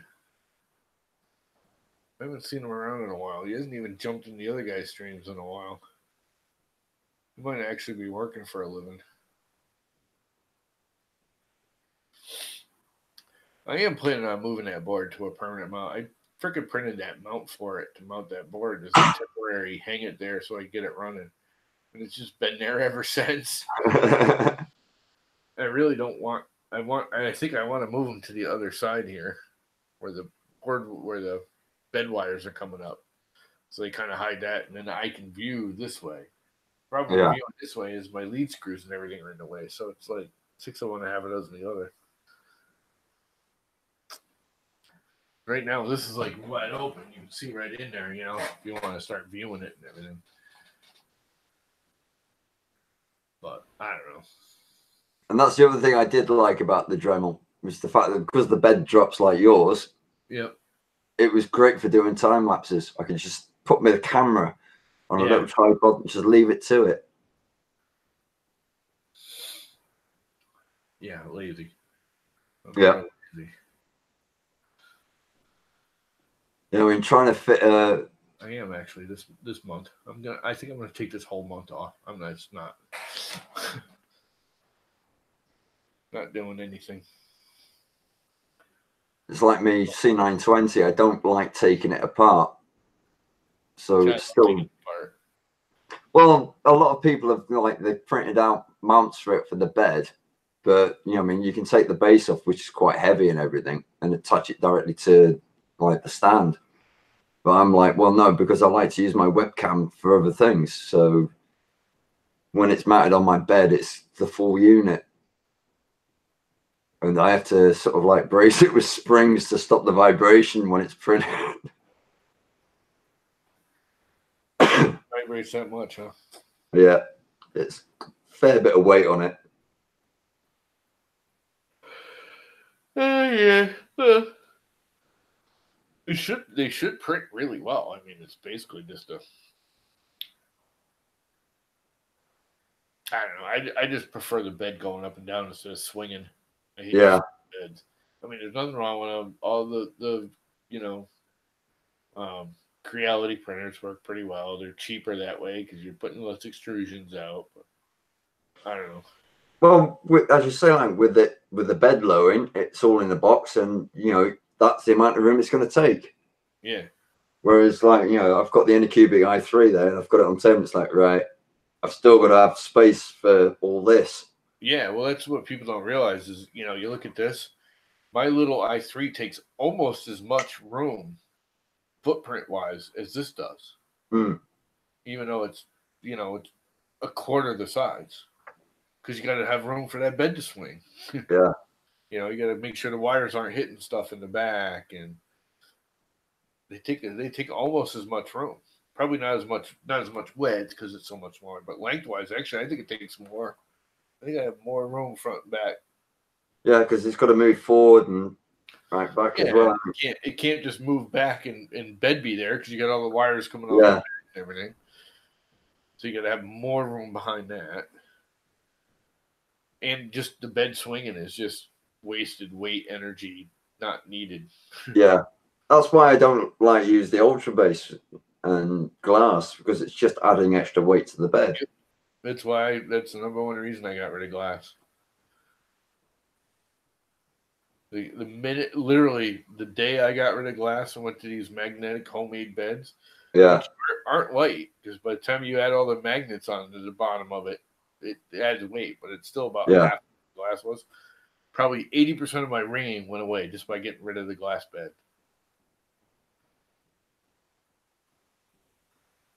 I mean, I still get a little bit of ringing, but nowhere near like I did with a glass bed. It's like with these parts, I was trying to get them to print really fast. So I did the inner shells in as max speed that I could get it to go, and then just slowed the outside out. Saved about an hour on each part. And the prints came out quite nice as well. You know, I mean, even though the infills were rushed to hell. We hooked up with LEDs and disco lights in no time. Yeah, okay. I do want to figure out how to freaking hook up some LEDs. I got some LEDs that were actually for a quadcopter. They have no voltage rating on, and I figured if I plugged them in 5-volt pins, it would be all right. And I plugged it in, and the LED just went up in smoke. I was like, well, that ain't working. You know, it's a little bar light that goes on the quadcopters for the quadcopter. I think I got like 2 left. I burned up like 6 of them. They kept trying to stick, you know, I bought them because they were cheap. They were on sale one day. I'm like, oh, I can put these on other quadcopters. Yeah, no, you can't. They have to be like 1 or 2 volt or something, because every one of my quadcopters, I put them on there, I set them up, I get them ready to go. I plug them into a 5 volt or 5 or 12 volt source, and it just smokes them. They just go up in smoke every time. So they got to be like 2 volt, but they're wicked bright when they which is why I bought them. I was hoping I could just plug them onto my quadcopter or any printer. I would like to have an LED shooting straight down at the nozzle, just one bulb right at the nozzle, so you can do like time lapses and it's Yeah. We're getting to the end of that puppy. We're 91% done. Nice. The tiny. It's like I know the Dremel's got a light strip in it, but it's too dark. Yeah, well, it's up above the head, so yeah. So I want to do it right at the head somehow. Yeah. I'm not exactly sure how I do it, but so it basically shines down at the nozzle. I think that's what I'd like to see for 2019 is for printer companies to look at their machines and go, okay, it works. Now let's just make it better. Well, let's start making them clean and neat and pretty. Yeah. I think that is one of the next steps you'll see. And even like the enders, you notice you're starting to see any cubic where they're making that whole base like solid and all the electronics is in it and it's pretty and nice. Yeah. Touch screens but they look nice, you know what I mean? Everything's concealed better. Wiring. Oh yeah, it's a solid machine, the Anycubic. Yeah. They seem nice. It's kind of hard to compete with the Ender 3 out there, man. It's like there's really nothing about the only thing I could do to an Ender 3 to make them really, really better. You know, per that kind of design. Again, I prefer the bed moving, but I mean they worked and they work pretty well. Yeah. I mean, you could literally slap like a duet board on them, and they'd still be cheaper than a lot of equivalent printers. It's like with this i3, I've had it for 2 years, run it near enough every day, and it's been a solid machine. I've changed the hot end once because I knackered it, and that's changed the build type once again because I knackered it. Yeah, I mean, if I was going to change anything on it, I would get rid of the ultra base and better cooling. You know, part cooling. Yep. Which pretty much any of them, I've yet to see a good kit right off the ground, you know, of the cheapies like that has a setup cooling, part cooling. And even the Ender 3, I mean, it's not great, but their setup isn't terrible for a single vent, you know, single duct setup. It works. Yeah. It's not great. You're better off having multiple spots, but actually I need to reset that because you really shouldn't have two pointing at the same spot. I've discovered with that one, I actually had, if you go at a 45 to each other instead of 180, you get better cooling. Because the airflow it flows. It doesn't hit each other and just stop. Yeah. It's like, you know, everyone does those Fang printers where it's 2, which that is. The 2, when I'm watching the airflow and everything, it's not proper. It's just hitting and then going, dispersing. Yeah. Where if you come in, like that one I used to have on, I got to put that design back on there. I had the main one coming in, and then I just had a little one that looped around back, basically nicked the back side of the nozzle. So anywhere that's blocked because the nozzle's in the way from the other side, it caught, but it cross breezed it. So it, you know, you had airflow going this way and airflow going. Yeah. You know, you basically had X and Y airflow instead of just Y or X. And I'll tell you what, that thing printed, especially TPU. The minute I did that, I was getting TPU that was as clean and as clear as like PLAs. It was amazing when I had that nozzle on there. It's like you wouldn't be able to believe how clean I got TPU. I found a couple of like homemade designs for that type of cooling for the Anycubic, but I could tell just by looking at them when you print them up, they're never going to be nice, and hence the reason why I've got that red, because it's industrial. It'll take it's heat resistant to 220. Oh, so you do a heat duct out of the resin? Yeah, it would look pretty too. and it'll be like no having to worry about the supports to rip out and damage the inside of it and the flow in that. Well, I found out with most of these ducts you don't need supports inside because they bridge. Most of these printers bridge pretty nicely now, anyways. Yeah, it's hard to bridge that area as long as you design it right. I have no problems. There was no supports inside the nozzle of that. yeah, And that's a full like dual fang kind of looking one. I mean, I designed it myself, but it's that similar design. And I put no supports inside of it, and I thought I was going to have all kinds of problems, and it yeah. it without an issue. But yeah, I still need to get around to doing that one.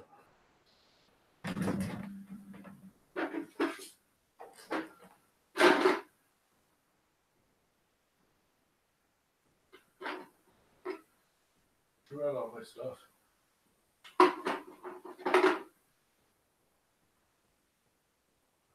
When did I print a new extruder body?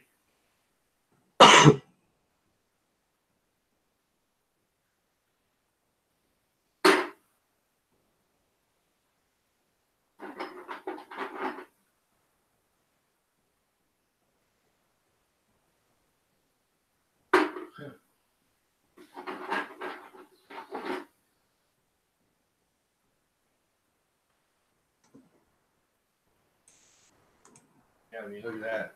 I printed that with the old fans.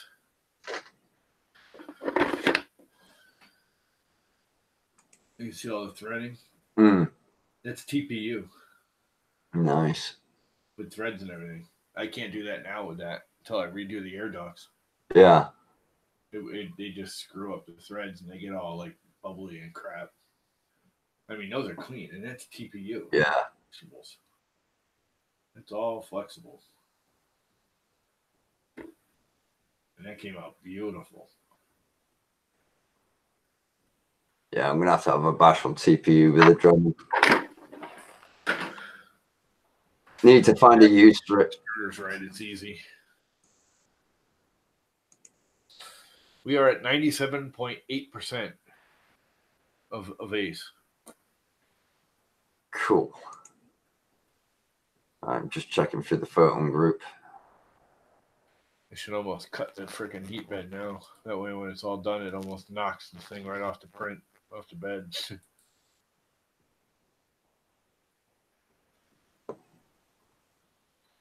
either 2 minutes or 10 minutes left. 2 minutes by filament usage, 10 minutes by file progress. Not really sure which one's it's gonna be. 98.3. So I'm gonna go with the 2 or 3 minutes. So yeah, I'm gonna kill the heat bed.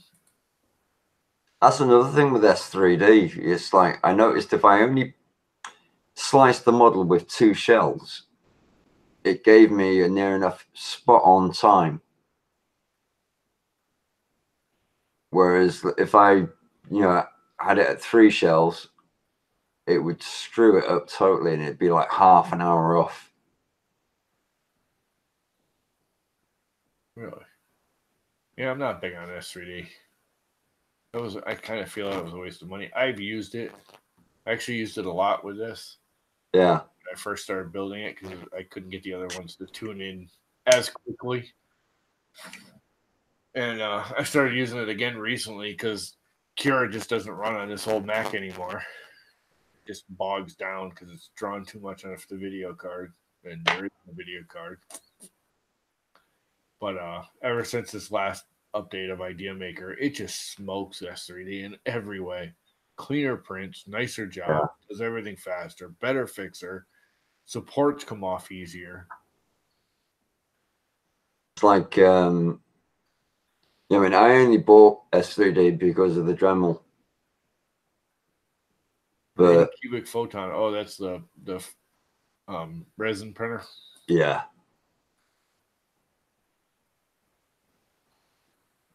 And I never thought I'd ever see resin printers below 500 quid. Never thought I'd see them under $1,000.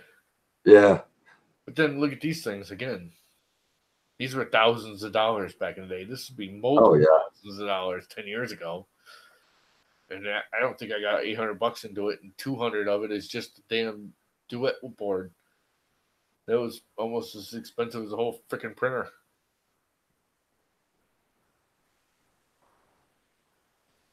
I mean, I actually bought real live um, open builds wheels and tracks. I didn't buy cheapo no name brand. So that was, I mean, each one of those wheels is like $5-6 for the freaking wheel. Ridiculous. I won't buy open builds again. They're just, I mean, they're nice and they are better. They're just so overpriced now. Well, baby, almost done. I want to get hold of the churro. It's done. It's done.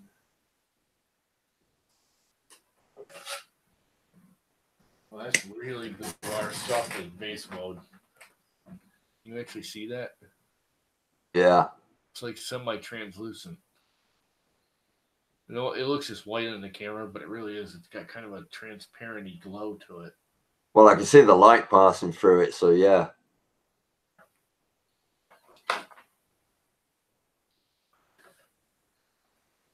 The text. Can't really see the text because of it.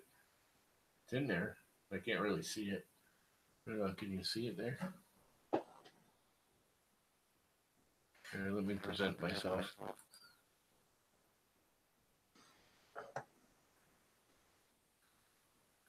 Oh, can you even see it there? No, you can't see it because it's. Yeah.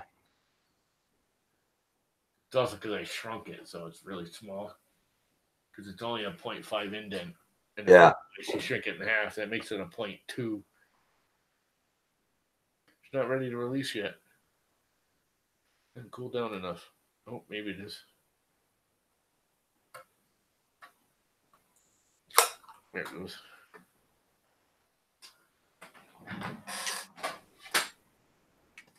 Flex plates are the bomb. Let's see if I can get the text to show. Where the hell even is it? I can't even see it myself.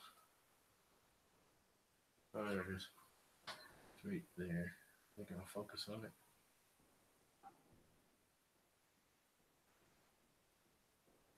You can sort of see it there. You look really hard. The marbling makes it hide too. Not the best choice for the text, yes. Well, if I print it at full scale, I think I will. I think I'll do it again at full scale tomorrow. With the text and everything. In the marble. Well, you can definitely feel it though, can't you, on the fingernail? Huh? You can feel the text under your fingernail. Oh, yeah. I could see it when I look for it. Ah, right.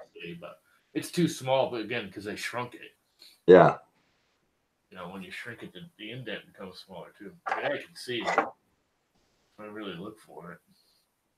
And it actually looks pretty good.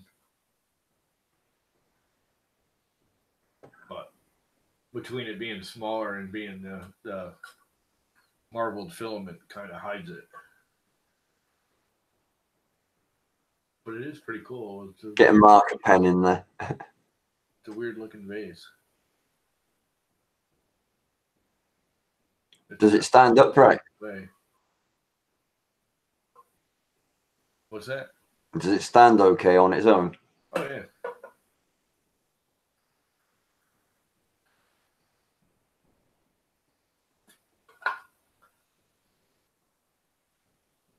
Pretty freaking cool. I'm getting to like this filament now that I see it like this. I was never thrilled with it. This is why I never ordered a big roll.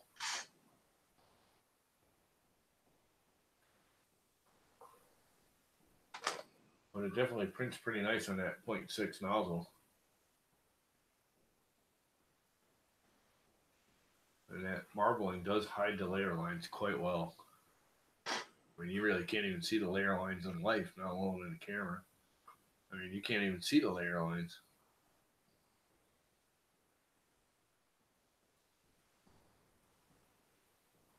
Can you? Can you see them? I can't.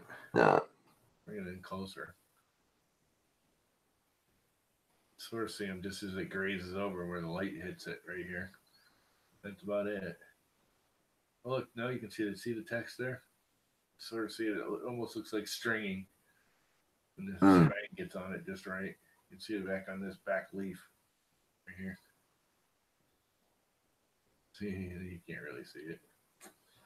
Anyway, well, that was fun. Right, it's 10 to 3 in the morning for me. Yeah, it's time for me to get the hell out of here. Go to bed.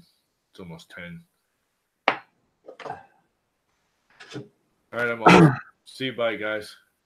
Yep. See you again, everyone.